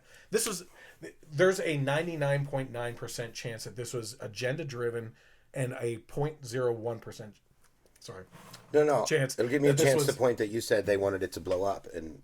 So, there's a 0.01% chance that they thought that this kid brought this briefcase in with a dismantled clock in it and thought to himself, oh, gee, I wonder why I brought this empty suitcase with a dismantled clock in here. And, oh, my gosh, I wasn't even thinking. I'm Muslim, and I could be considered a terrorist with this thing. I don't care if you're white and Christian. You can't have a plastic butter knife in a school anymore. Right. You can't draw a picture of a gun. You can't You can't make the hand gesture. You can't point at people like a gun. You couldn't be... If you're that unaware of your surroundings, you probably don't belong walking around you should free be in anyway. A different type of school. And frankly, we've got to see something, say something. Everybody has been saying, our government has been saying, see something, say something. My question... San Bernardino, California is exactly why what you just said is so important. There were neighbors that knew that guy was up to something, that he was going to do something, and refused to say something because they thought they were going to be labeled as racist. Right. And what happened in this case back in 2015 is this kid brought this case into the school, and those that were involved in this case, the administrators, the school itself, were specifically called out by this president, Obama, and labeled basically as racist. And that led to this calling out led to San Bernardino, where people saw what was happening and refused to say something about it because they knew that they would be painted by this administration as racist. And because of that, people got killed. And that's the simple truth of the matter. People got killed because people were silent, because this administration likes to paint people as racist. And that's exactly where this is all gone. Yeah, and this is exactly, you're hit the nail on the head. This is exactly the problem. On one hand, you're saying see something, say something, and it's necessary. Let's be honest. In a country of 350 million people, the police can't monitor everything, and nor would I want them to, by the way. But they just simply can't monitor everything all the time. And it's incumbent on us as the potential victims of these attacks that if we see things, we should be reporting them. And my question is, because I didn't follow the story, Sure. How does Glenn Beck get involved on the end of a lawsuit? It was something he said on his show? Yeah, I mean, just like anyone that was following this case, and in his case, he has a national radio show, number 3 in conservative talk radio, and this is in his backyard. He lives in the Irving, Dallas area. So this was one of the schools down there, and it just blew his mind, as with many other Texans, that this kid was in the backyard in the Lone Star State, right? I mean, you can't get any more Republican, right? And this kid goes and does this. Oklahoma. He has every reason to be commenting on this. It's a national issue, okay? Boiled down to his own backyard, and he had some things to say about this kid and the incident that happened. Well, because he has such a popular show and everything, the family itself took issue that this kid is forever going to be labeled as, this terrorist and everything, or kid that tried to pull off a funny terrorist instigation or something like that, and took issue with it. Well, maybe you should be a little bit smarter in your parenting before this kid went off to school with something like this. What you're saying isn't the case. They don't need to be smarter. They did this on purpose, what you're saying. It's guaranteed. I guarantee that. Yeah, I don't know. I would bet money on that if I had true foresight into the mind of these individuals. So, to be serious for a second, has there been a South Park episode of this? Because that's a good question. On these sort of incidents, I tend to look for South Park to tell me how funny this really is. So, John, your mission is to find us the South Park episode that this will be involved with, because if anybody knows, my friend John, who will be a guest co-host on the show. John, get a hold of us. Yeah, just send in the comments of this video, post the South Park episode that this shows up in, because I guarantee it's happened and they would have covered it by now. All right, Muhammad next. Ahmed Muhamed. Yeah, the best is just to go son to father, right? Ahmed Muhamed. Yeah, again, this is your show, and I'm being a little cautious of what I let fly. Jeff Sessions, we were talking about him earlier. His hearing has seen two vastly different arguments from Senators Ted Cruz and Cory Booker. So New Jersey Senator Cory Booker, and this was actually a testimony that was posted by a liberal friend of mine that I wanted to watch because I wanted to hear what he had to say. First of all, Senator Booker, fantastic speaker. He really is. He does very well at speaking. I take issue with how he presents what he's talking about because it has no substance. Well, he's notorious for flat out making things up. He had a character named T-Bone during all of his campaigns. Oh, that's right. And completely fabricated story, and his response was, but these are real stories to people, and so it's okay that I'm completely lying every time I make a speech. That is the fabric of what's going on today. Yep, absolutely. It doesn't matter that. Okay, this is something I will keep on repeating. This has got to be one of the benchmarks for how the left approaches things today in culture, right? I've been saying this. Agenda matters more than truth. That's how the left is approaching it. Of course. Because all these liberal friends of mine are posting these faux fabricated Trump supporter attack stories, right? And then news comes out a couple days later that it was actually fabricated, and those that were involved in it get arrested. They never update their stories. They never go out and post the news story that this was a fabrication. But the second something like Chicago happens, where these 4 teens kidnapped and tortured, and Facebook lived this incident of a white mentally disabled person, disturbing it was video. silent from my liberal friends because they were saying F Trump, F white people, silence.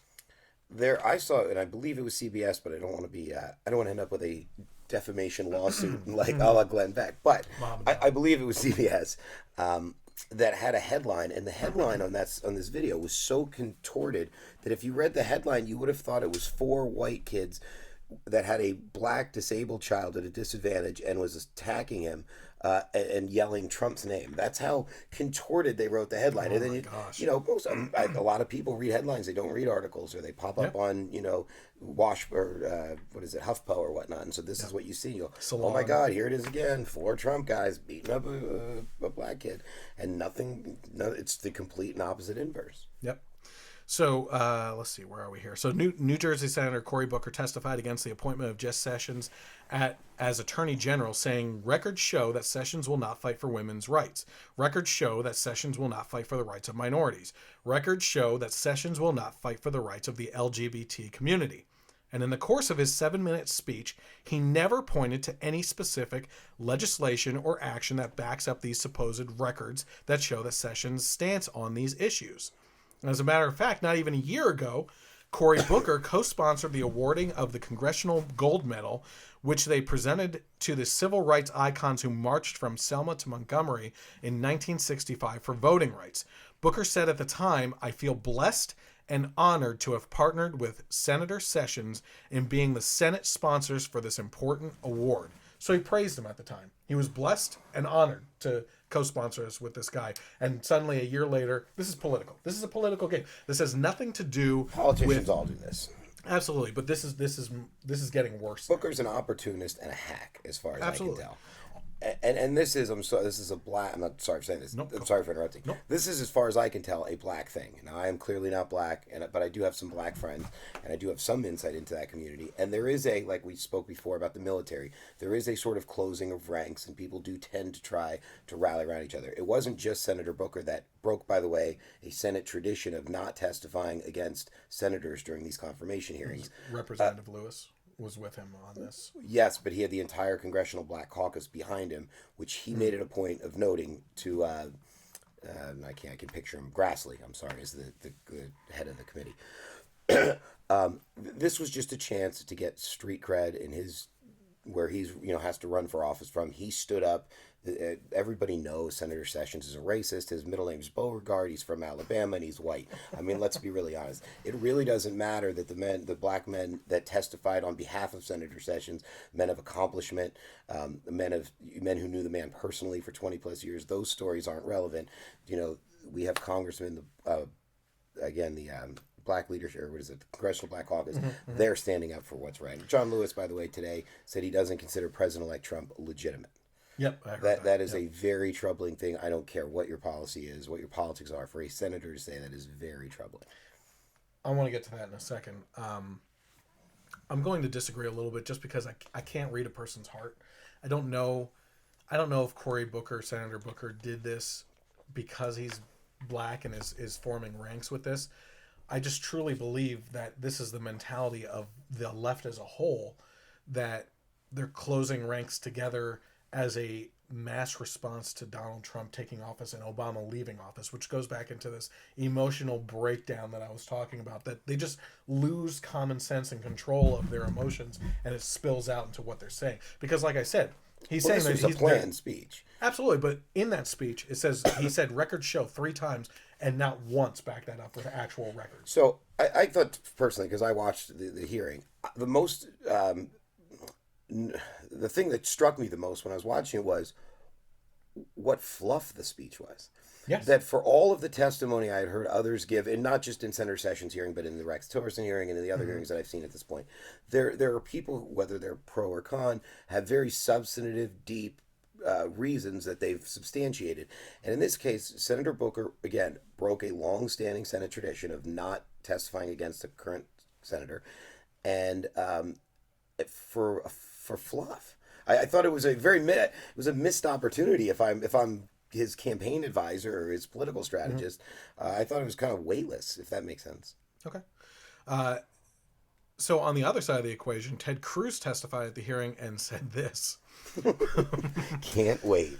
When the Obama Justice Department sent millions of dollars of taxpayer money to sanctuary cities defying federal immigration law, the Democrats on this committee were silent. When the Obama administration refused to enforce federal immigration law, the Democrats on this committee were silent. When the Obama administration released tens of thousands of illegal aliens, including, not all of them, rapists and murderers into the general population, Democrats on this committee were silent. So unlike Booker's general statements with no specifics, in contrast, Ted Cruz approached this and had a lot of specifics to say to the Democrats of the committee at the hearing itself. So first of all, that just goes to show you that there's a silver lining in everything. Despite all of these things that we would disagree with President Obama doing, it made Democrats silent. So that's, there's silver linings in everything. Exactly. Ted Cruz is a great speaker. Obviously, his history as a litigator and his ability to speak in court, and I've watched several of his hearings as a senator. That doesn't surprise me that he would make it into it. That's what I'm saying about Were you Senator a Trump Booker. fan from the beginning? No, I'm still not a Trump fan. Oh, okay, good. I voted for him, and not good that I'm the same way. I ended up voting for Trump because I saw the greater good in this situation that we had to in regards to the choices out there. Choosing to gamble on someone is a lot better than choosing someone that is truly evil with their policies and the way that they act behind the scenes, of which I've gotten a taste of through the interactions of a Secret Service agent who used to work for her. But so go ahead. So who would you support and leading up into it? Well, first of all, I'm a Milton Friedman free market capitalist. Nice. Okay. and a Jefferson Madisonian constitutionalist. I essentially believe we were born, all of us, to ourselves, and that we have no right to coerce each other into behavior. So I'm all for being left alone and leaving it. That's not to say that of my free will I don't have a right to be charitable, or that I don't personally support the idea of charity and helping your fellow man. I just don't think that we have a right to band together as a government and coerce people into that. I was a Governor Walker guy when we first started. This is at the very outset of the campaign, before anybody's real policies had been introduced or whatnot. And unfortunately, we never got to hear any of his policies because he was number one of 17 out of the race. Who was it that you were? Governor Walker out of Wisconsin. Okay, great guy. Great guy.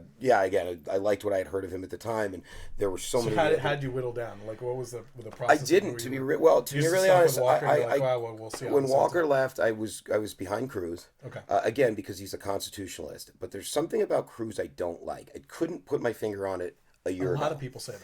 And I had seen his dad. This is before the presidential election. I had seen his dad giving a speech. Who planned to assassinate JFK? Yeah, right. I had seen his dad give a speech, and his dad, if I'm not mistaken, is Cuban. Yes. And was living in Senator Cruz was raised for the most part, I think, in Canada. I could be a little off on that, but either way, his father's lived in several countries. He's not a Native American. Right. Native Right. American. Yeah. So I heard him giving a speech where he was lecturing people about what it meant to be American. And being an eighth generation American, it was just, again, it just didn't sit right with me, right? I'm not one to take offense. It just didn't sit right with me. So I like Senator Cruz, but like I said, something I couldn't put my finger on. The last 3 months of his campaign, or maybe the last 2 months of his campaign, he got smarmy. And he started saying things people said that. I couldn't. But it was working. It was working for Trump, and he was losing because of that. And I think it was like if I can't win on the ideas, I might as well meet him on the battleground. I think Senator Cruz may have done himself harm in a future. I think he did. Bid. I thought he should have stuck to the constitutional thing. That's where he had strength. Yeah, Generation Y conservative is the name of my show, and this has been a long-standing thing because I've had blogs before dating back to 2006, I believe, that are no longer on the internet. But so I stuck with it. But I've actually developed as a person, I consider myself a constitutionalist. And I was thinking about that today, which is our Congress, no matter which side of the aisle you fall on, swears to uphold the Constitution, right?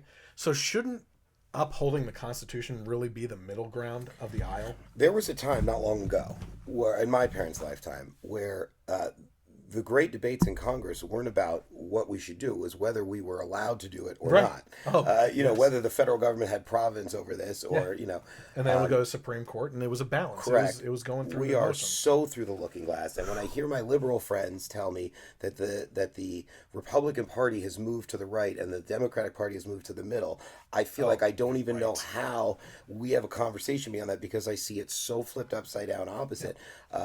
Our federal government should do very few things, and they're all written down in the Constitution. So if you can't remember them, there they are, right? I don't understand why we're involved in any of the things. And while since we're talking about these things, and we could do this literally all night. Oh yeah, absolutely. The repeal, replace, I don't understand. Repeal, Of Obamacare? Repeal, period. There should be zero replacement. The federal government has no business, and furthermore, no ability to oversee health care for anybody. So you take a very Rand Paul type. If that's stance. what he says, then he's right on that issue. Yeah, absolutely. Oh no, I'm sorry. It was Trey Gowdy today that came out and said that his father was a Trey Gowdy's the one guy doctor. I think I would rather have my head of hair than his. But I like the man. I like the way he speaks. He's a bulldog. yeah. I like Senator Gowdy. One of the most fascinating people in the Capitol. Really, truly. I don't know where he belongs. I thought he but was going to be belongs- AG. I thought for sure. I know. Yeah. Okay, so where are we here? Well, who was your guy in the Ted Cruz I was praying for Ted Cruz to jump in the race. So I was for Ted Cruz before he even got in. I had been listening to him for, long period of time before that, and I just thought, man, this guy, everything came back to the Constitution. This is a guy that grew up, and at his dinner table, his dad had him reading the Constitution all the time to know it inside and out. Right. And it's just amazing. And the Constitution at its crux is, it is the point of our government, right? And tell me It's if you what disagree. separates us from every other country. Yes, I was just having this conversation with somebody yesterday, but the crux of it is this. We are born with these natural rights, and we have established a government in order to protect those rights for us. Yes. And we now have a government, and I'm not blaming, frankly, Republicans are every bit as much to blame as Democrats in this. Absolutely. We have a federal and a state government, which is run amok, and our natural rights. We are much less free today. If you don't know this, Gen Y, you are much less free today than your people generation before you and the generation before them. Yep. Much less free. And I think something that's really lost on almost everybody, because I know Republicans that get this wrong. The Constitution is not a charter of freedoms for the American people. Correct. It is a document that tells you what the government is not allowed to do to you. Correct. So let me throw this one at you, see what you think. It's my opinion that liberals prefer equality over freedom, and conservatives prefer freedom over equality. Yes, but the problem with that is equality is a matter of perception. Yes, and I would make and we could again do this all night. I could make the argument that the more free you will get, the more freedom you have, the more equality you end up with. Absolutely. And the less freedom you have, the less equality you tend. Which is why I think we have the inequality. I won't say such, but whatever amount of inequality we have today is more than we had then, and that is a direct correlation to the fact that we have less freedom now than we had then. If you were a poor, particularly minority person let's just paint a stereotype. A poor minority person in an inner city area, would it be easier for you or more difficult for you, due to our government's policies, to get on your feet and start your own business and follow your own endeavor? It would be infinitely harder today than it would have been 50 years ago. You know what would help that? School choice. School Freedom of school choice. Well, yeah, there To get your kids out of the inner city schools that are failing to do the job of educating these kids and getting them out into the world where they can become successful business people. You have the opportunity with school choice to actually choose a school that best fits your child's needs, especially if they're gifted, to send them to a school where they can flourish. vouchers, school choice, whatever it is, I'm all for it. Absolutely. And the left is completely adamantly against Of course they are. Of course they are. Because the teachers' unions are their biggest supporter. That wouldn't surprise me. But it surprises me that more people don't put the two together. Right. Teachers' unions and Democrats in this connection, and freedom-seeking. It's a free market solution. We want competition. Yeah. We don't want your kid not to go to the public school. We want you, the parent, to have the choice. Where's your kid going to go? I mean, can you imagine? It boggles my mind, for one, to see people without kids saying that they're not for school choice, they don't really know the situation yet. They don't know that they don't have this opportunity to be in a situation where they're watching their kids who may be gifted or very smart in some areas that are just being left out of the equation because of these standards across the board that this bar is set nationally to that all these students have to achieve. But when you take the law of average into account, the bar can only come down. It can never go up, right? And so all these kids that are above the bar are left out because the teachers are trying to teach to that level and nothing beyond that. So you have these smart kids sitting in the classroom that are their talent is withering away. Instead you have the opportunity to take these kids and send them to a school where you know that they're going to flourish in their talents. We both have kids, and I could just tell you, I was well educated growing up. My folks sacrificed a lot, so I went to different private schools for the most part.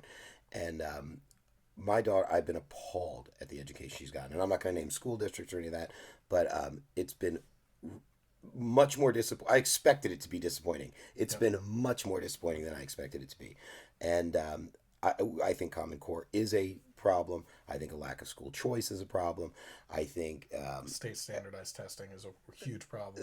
I could go around and around, but yes, to bring it back to how, if you were a young poor person, doesn't matter what color, doesn't matter what religion, if you were a young poor person in this country, you're being raised in most likely in a single family home, which is one of the biggest predictors of if you want to, what do they say? If you want to end up not poor, don't graduate high school, get a job, and don't have kids until you're married, right? Those are the three things. And then single parent households, their children go up astronomically, the odds of them ending up with drug problems, with suicide problems, with whatever. So kids are being and that's raised, not guaranteed. But, no. The odds. We're talking about when odds. you're looking Absolutely. at statistics, of course, yes. It's not guaranteed. Nothing's guaranteed. Yep. But so we're looking at kids raised in single parent families because the policies of our government, and this is at all levels, not just the federal, it's more particularly the state and local levels, have encouraged single parent families. And now you have kids growing up without a father at the dinner table, right? Without socialization. People aren't teaching them how to dress, how to speak, how to sit, those sorts of things. Yep. You're sending them to failing schools where they're not being educated and now not even being disciplined, right? And I mean, and not only that, but since what, the 60s, we have gone from a place where one parent, typically the mother, would stay at home and be the caregiver of the family and the household, to now, in order for any family to survive, you have to have both parents working. So after the kids are going through their entire day of being indoctrinated by a school with horrible teaching, they come home to an empty home where the TV is their babysitter. Correct. And no monitoring. And then you're sending them out with no education and no social skills into a workforce that says, if you can't produce 8 or 10, or some people want $15 an hour worth of value, I can't hire you. And so those people have no chance to get a toehold on the ladder and build a resume and be able to say, I've been here for a year and I've learned these skills, and now I'm going to take my $4 an hour job and I'm going to turn it into a $6 an hour job and work their way up the ladder. That we've taken that away from them with these ridiculous minimum wage laws. So yes, I completely agree. So I'm actually going to skip this next topic. If you are interested, you can actually go to my Facebook page to check it out. The headline of this was that billionaire George Soros reportedly lost nearly $1 billion during the Trump rally because Trump won. He basically bet against him, and the markets reacted in kind, and he lost a lot of money. Now, heartbroken. Totally heartbroken. Media matters. Real quickly, just my thoughts on George Soros himself without going into the details of the story. This is a guy who makes huge hedges in the currency markets and then writes columns for CNBC and other financial publications as a financial guru to influence people to invest in a certain way after his investments were already made, to end up swaying commodities in his favor, making him even more money because the people react to his columns.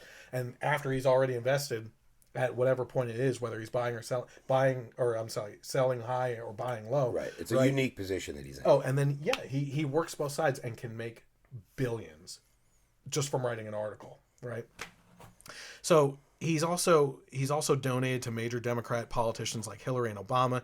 He has funded buses to bring protesters to Republican events like Trump rallies, encouraging them to get violence so that the violence can be pinned on the tone of the Republican event. He has funded Black Lives Matter protests around the country. He is behind the Media Matters organization that is a watchdog to conservative media, often fabricating or exaggerating truths, and infamously broke the British pound in 1992 when he brought the Bank of England to its knees, and in the process pocketed over $1 billion by betting against it. And that's exactly going into the hedge fund thing that I talked about. So he lost a lot of money in the Trump election, and we're heartbroken. Terrible thing. A tear has been shed. Sorry, George. Collectively between the two of us. So, all right. So I wanted to save these two topics for last because I think there's a lot to say here, and it all deals with just it's celebrity stuff. All my favorite stuff. Yeah, I probably have not heard half of these people, just so you know. So, are we going to talk about Meryl Streep? Yes. I got a thought on her. Okay, good. Okay. Go. So the White House there was a White House bash that went on until 4 a.m. with Meryl Streep, Tom Hanks, and others to say farewell to the Obamas. Of those in attendance, here comes a list: Kelly Rowland, Whale, and Nick Jonas, Paul McCartney, Chrissy Teigen, John Legend, Stevie Wonder, Tom Hanks, Meryl Streep, Tyler Perry, Beyonce, Jay-Z, Bruce Springsteen, Oprah Winfrey, Chance the Rapper, Olivia Wilde, Jason Sudeikis, Pharrell, Solange, Bradley Cooper, Magic Johnson, Steven Spielberg, Samuel L. Jackson, Charles Barkley, Robin Lord Taylor, Jordan Sparks, George Lucas, J.J. Abrams, Questlove, Meryl Streep, Robert De Niro, and more. This bash was attended by artists, philanthropists, activists, and executives, many of whom made the trip to Washington, D.C. just to say their farewells. The Obamas are believed to have footed the bill for the party themselves for once, which still, that where did they get that money in the first place, but from the taxpayers as part of their compensation for being in there. I've felt disgust before, but never the kind of fear that you feel now, Springsteen said of Trump and the administration he has been building over the past month. This is kind of like the story with, what did I say I wasn't mad at? Oh, the participation trophy for VP Biden. Am I mad at this story? No. Am I mad that he threw a party where a bunch of celebrities came to? No. He wants to throw a farewell party to the White House and everything and invite celebrities. That's not what I take issue with. What I take issue with is how the American people not only perceive this party, but also have this divide in their mind on how they disconnect when it's a Democrat versus Republican, right? So I had written at a time when I posted this that if a Republican threw a big party and invited a bunch of rich business owners, they would be blasted by the left, and all the headlines would read, President X caters to millionaires and billionaires while DC homeless freeze and starve mere blocks away. Would they be right for saying that? Sorry, I'm confused left, right. If the left said that, your scenario you just played out, yes. Right? Would it be right? Would they be accurate? Yeah, it would be accurate. There are people starving and homeless within blocks away. So it would be inappropriate for a Republican president to do something like this with businessmen, is what you're saying. That's what they would say. Yeah. And would you agree with them that they were correct? I would agree with them that they're correct, but the headlines read very differently here. Right. I'm just trying what I'm saying is if they were inviting business people who provide people with jobs, salaries, benefits, as opposed to a bunch of pretending celebrities that can't think outside of their bubble, that don't provide any jobs for people. I think headlines, it's the media, how the media perceives it and projects that to the public and how the public reacts to it. I think any fair-minded person would say that at times, at least, the president and Mrs. Obama have been have had bad optics when it comes to being out of touch with the plight of the American people. From the day that they took office, when we were in our, what they love to call the worst recession since the Great Depression, all of these things that they love to trumpet about, that tells you how horrible George Bush was and how monstrously great President Obama was, and that's fine, that's fair, they can say those things. But they're the ones trumpeting about how bad things were. And yet they're taking very, very lavish vacations at very, very lavish destinations across the world with very, very large contingents of people. It's very hard for me to understand how you can expect people to relate, how you can expect to relate to people or have people relate to you when you are living literally like Louis XVI and the people let them eat cake. There was that very much had that feeling over time. And it's not that I've personally suffered over the last 8 years, but our country certainly has and our people certainly have. Yep. I forgot to write down all the statistics on exactly what the Obama administration has meant to our country, but people don't take into account all these people out Shift 8, that's what they've meant. You know what Shift 8 is? No. It's an asterisk. Shift 8, that's all he's going to be. So, now I don't even know where I was going. I'm sorry, I didn't want to do okay. that to you. I'm That's sorry. Okay. So we were speaking about Meryl Streep attending this party and everything. So just hours earlier before that, I believe it was the same night, the Golden Globes. I have no idea. I think it went from the Golden Globes to... Never seen a single award show. Trust me, I catch the highlights because... And it's only I catch the highlights if something funny or controversial happened, because I just take issue with the fact that people that pretend to be important people we pat each other on the back for things. Now musician awards, I can understand that. Actually, I guess you're talking about talent. It's a risky thing. Listen. I used to be a fan of music and movies and all that stuff. And I mean, I'm still a fan of music. But so can we sidebar real quick and we'll come back, or do you want to stay on this? Are you objecting? No. No, okay, go ahead. No, I'm not. I'm asking. Honestly, are you approaching the bench? You want a sidebar? Yeah. No, can we? So the judge will hear.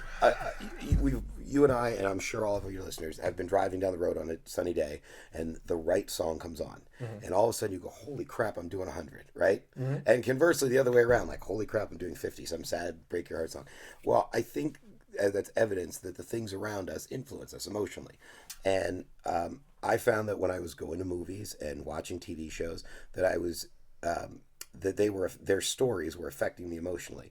And when I started to think about who was writing those stories and realizing that those people have a point when they're writing those stories to affect me emotionally, that it was altering my reality. Things that weren't previously normal were becoming normal. And in my head I was saying, but I don't think this should be normal. But it is, and I see this with my friends and my peers all the time, and even my family members talk about TV shows like they just were having lunch with these characters earlier in the day, right? Okay. And so I'm a geek. I eventually, one of my passions would be to not only do this on Fridays, but once a week have a cultural podcast where I discuss movie reviews, TV show reviews, video game reviews, and invite someone on that might know about fashion, what's and this is not to denigrate anybody from their pursuits or their passions at all. It's just, for me personally, I had to remove myself from it because I guess I wanted my perspectives to be filtered through my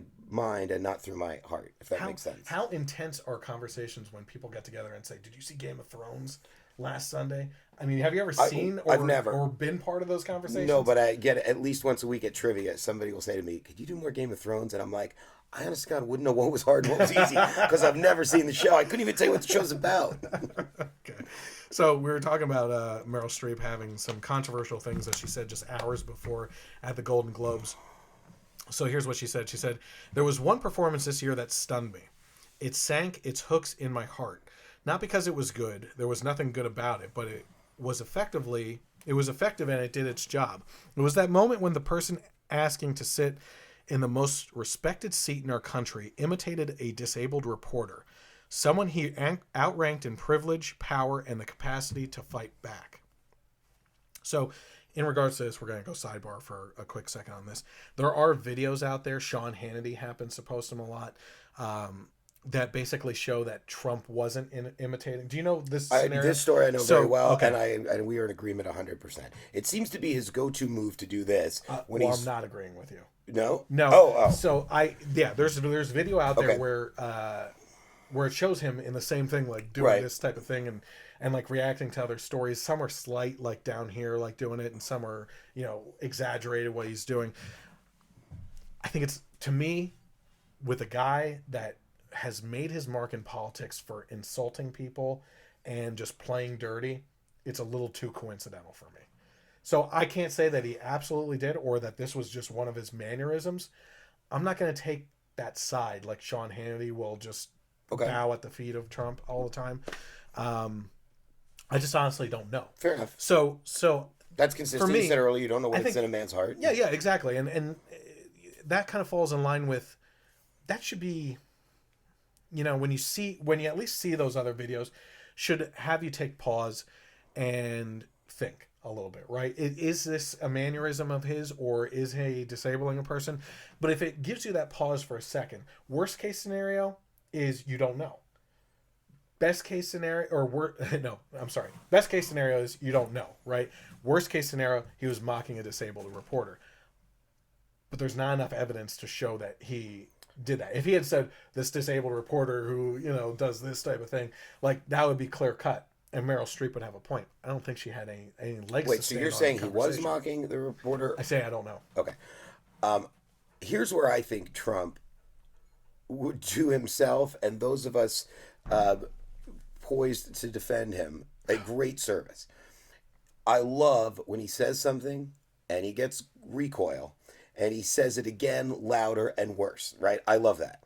But there are moments, and this may be one, where he should have come back and said, listen, that is totally not what I meant. And if anybody thought that's what I meant, then let me clear that up right now. This is a routine you've seen me use many times. Possibly? I don't know that the word apology, I'm not big. If anybody took the whole offense. Apology. After Obama's 8 years, I'm so sick of apologies. They're like Presidential Freedom Awards. Everybody gets one. Like, right. I don't care about apologies. I'm saying this would be a place where you could show a little grace and a little dignity and just clarify it for the world.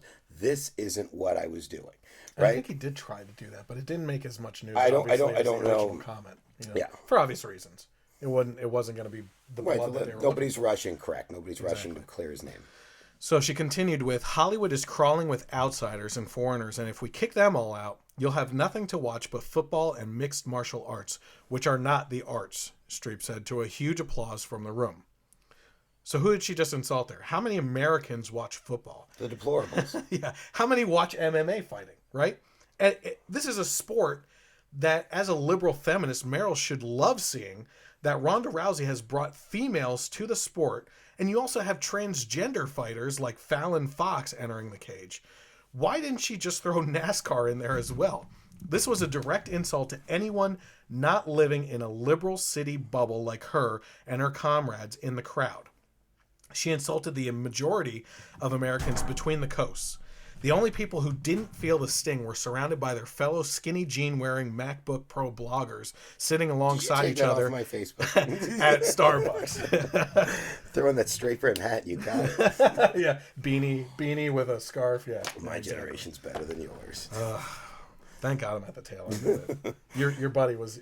Where's your buddy stand? That was like. I remember seeing this just earlier. Yeah. Is he more in line with your values? No, he's more, and he's a really great guy. But he's more of the all the alt-right, like made up fake news stories that pushing this stuff on Facebook. President Obama, can do nothing wrong. Nothing right, and there is nothing redeeming about him as a human being. Oh, so he hates Obama? Obama. Okay. He's a big right wing guy. Okay. And I just. Oh, you consider him an alt right guy? Yes. Yeah, I'm not even sure what the alt right is necessarily. Well, but I see a lot of his posts, and I look at the website underneath it where it's posted from, and it's never one I've ever heard of before. And it's not. It's usually like conservative USA News.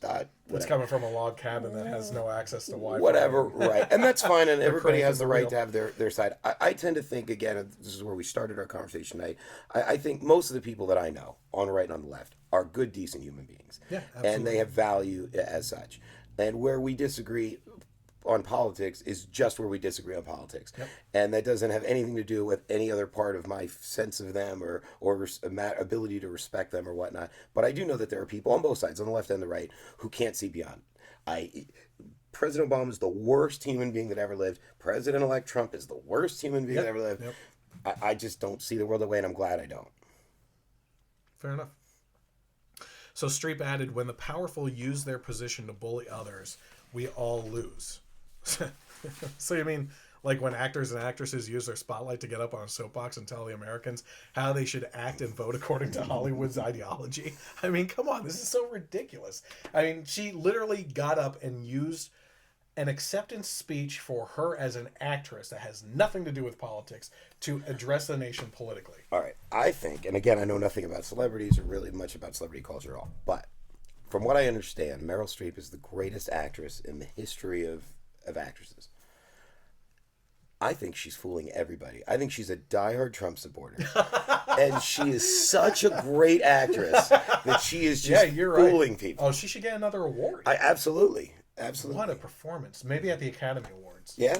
Just as like a special one. Okay. I don't think they're going to give her one for this. But yeah. Golden Globes, the Academy Awards. What else is there?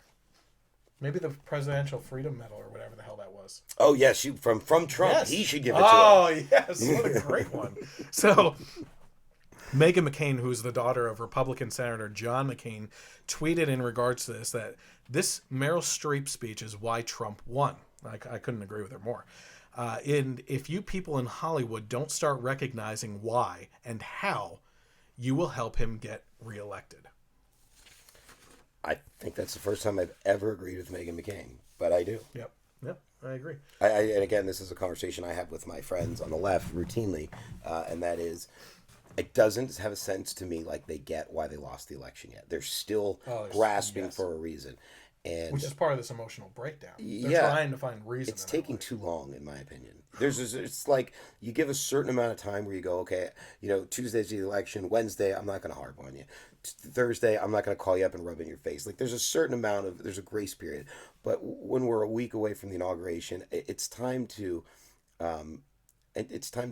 look at the world as it is, not as maybe you wish it were, and look inside of yourselves, which I've seen very little of from anybody on the left, and understand that this is exactly right. These sorts of, when you call us racist, when you put us all in NASCAR hats, and there's nothing wrong with NASCAR, but when you put us into that stereotypic group and you dismiss us, then I think you add to our ranks.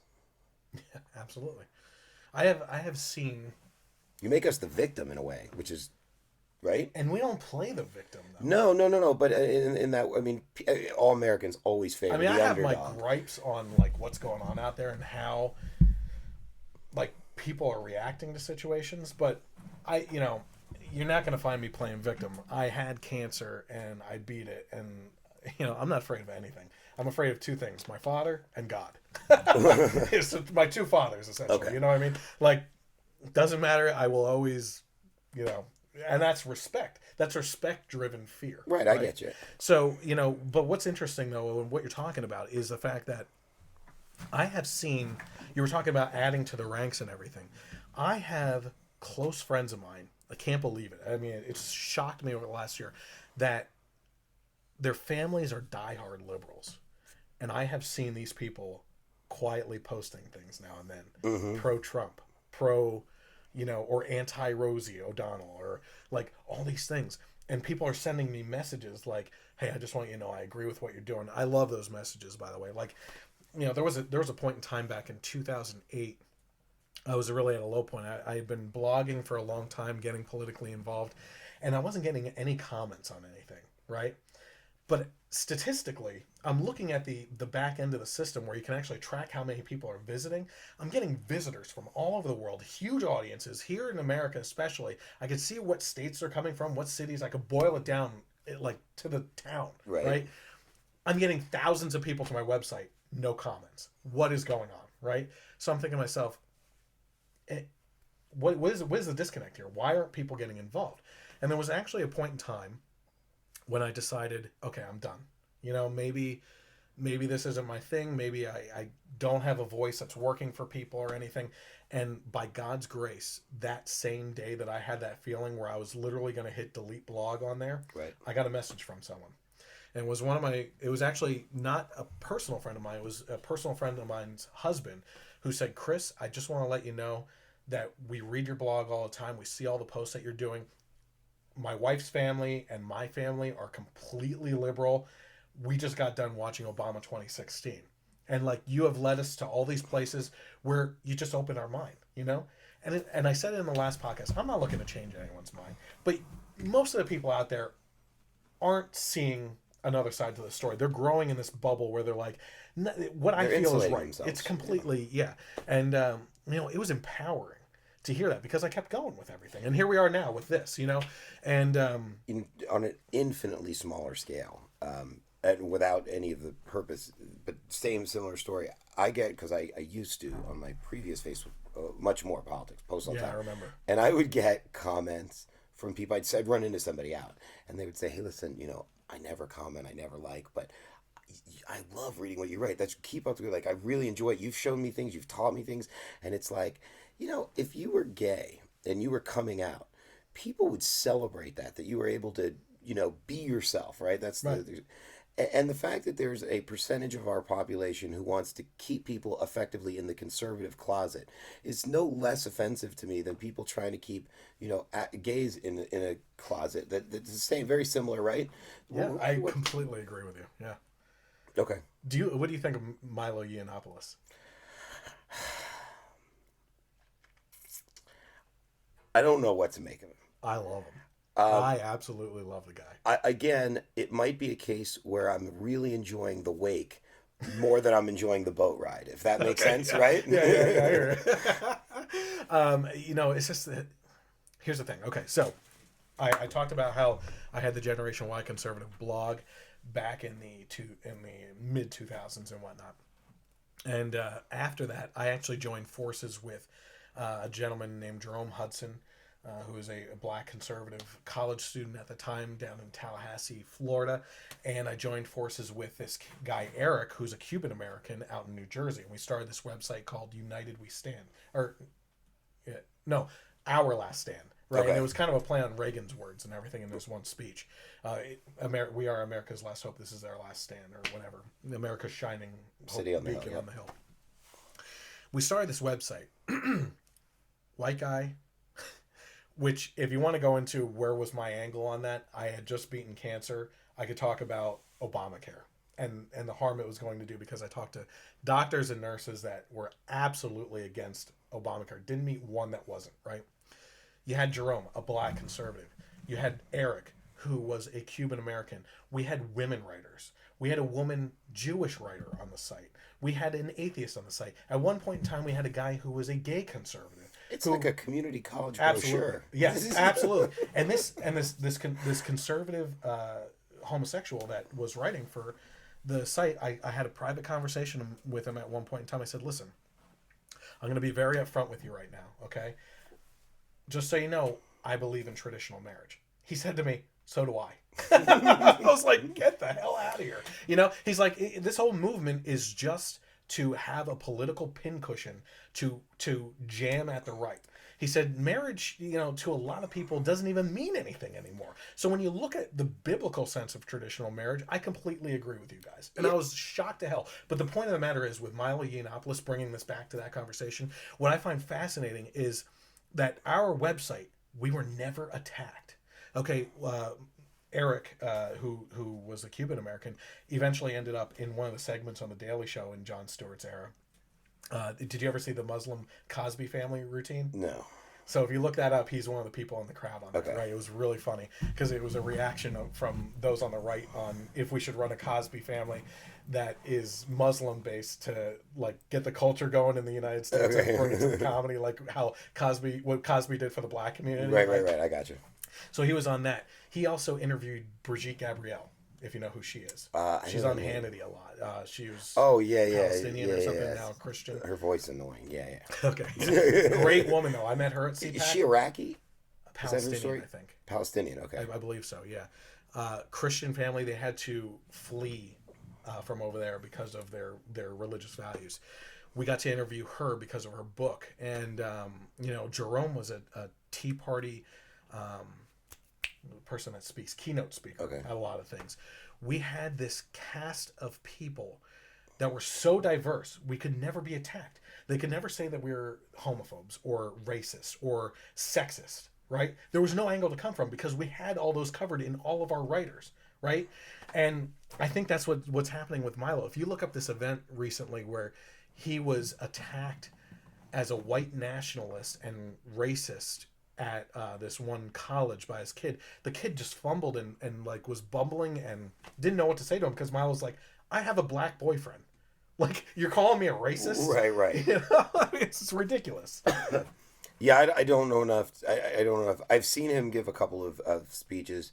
He's I'd have a hard time doing this with him because he tends to be he likes the sound of his own voice.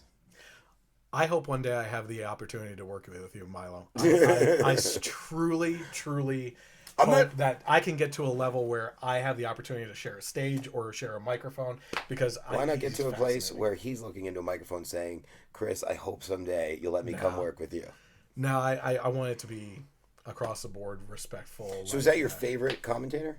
No. Who's your go-to? Like, you give me 2 or 3 of people that you go, I like to read this guy. I like to watch this guy when he does this commentary.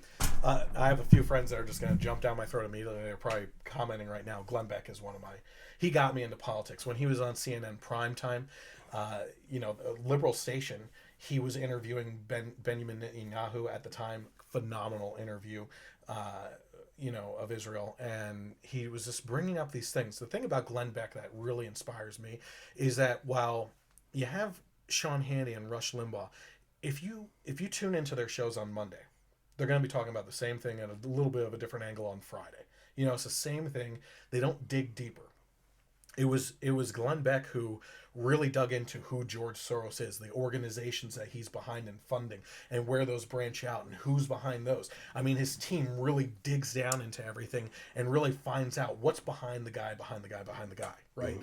So he's the one that really got me into politics. I love listening to his show because he has a great sense of humor that goes along with that.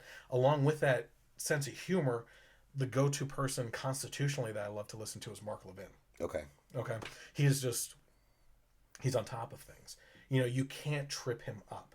And the moment that you try... He won't let you anyway. Get off the phone, you big jerk! That's a great... Actually, that is a fantastic... You do any other impressions? Oh, yeah, absolutely. Getting to know your host. Yeah. Here you go. What else do you do? I am known for impressions. Oh, come on. Give me 1 or 2. That was great. Oh man, most of it's like characters and movies and stuff like that. But so I wouldn't know any of them. No, yeah. Well, I was doing Jesse Ventura earlier and everything. It's been so long since I've heard it. So bad, but yeah. I mean, Mark Levin, he's just fantastic. Listening to him and everything, get off the phone.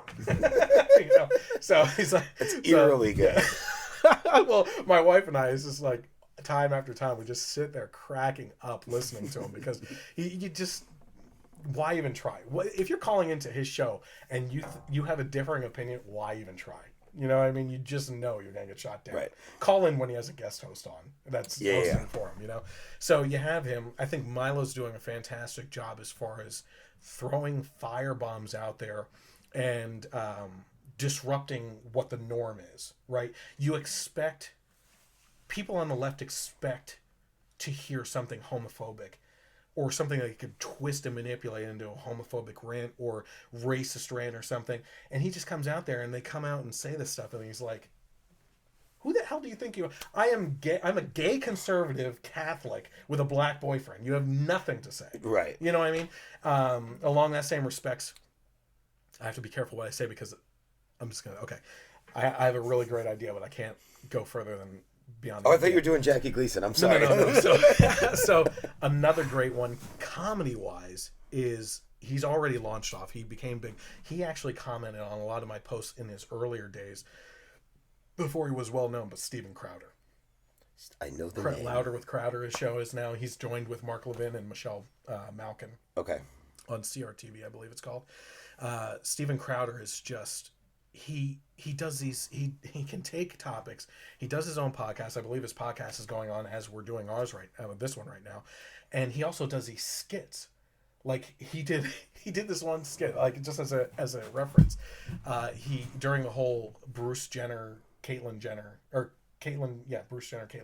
transition time, when Obama was fighting for transgender rights in changing rooms and everything else, he dressed as a woman with a wig and put a hidden camera here and went into Planet Fitness and was like exaggerating, like working out like a woman and everything.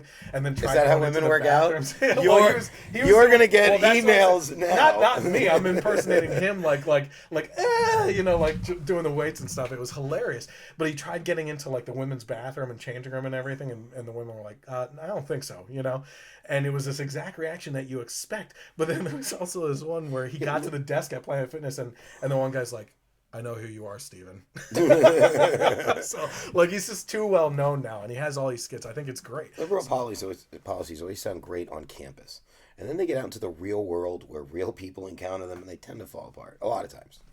Yep.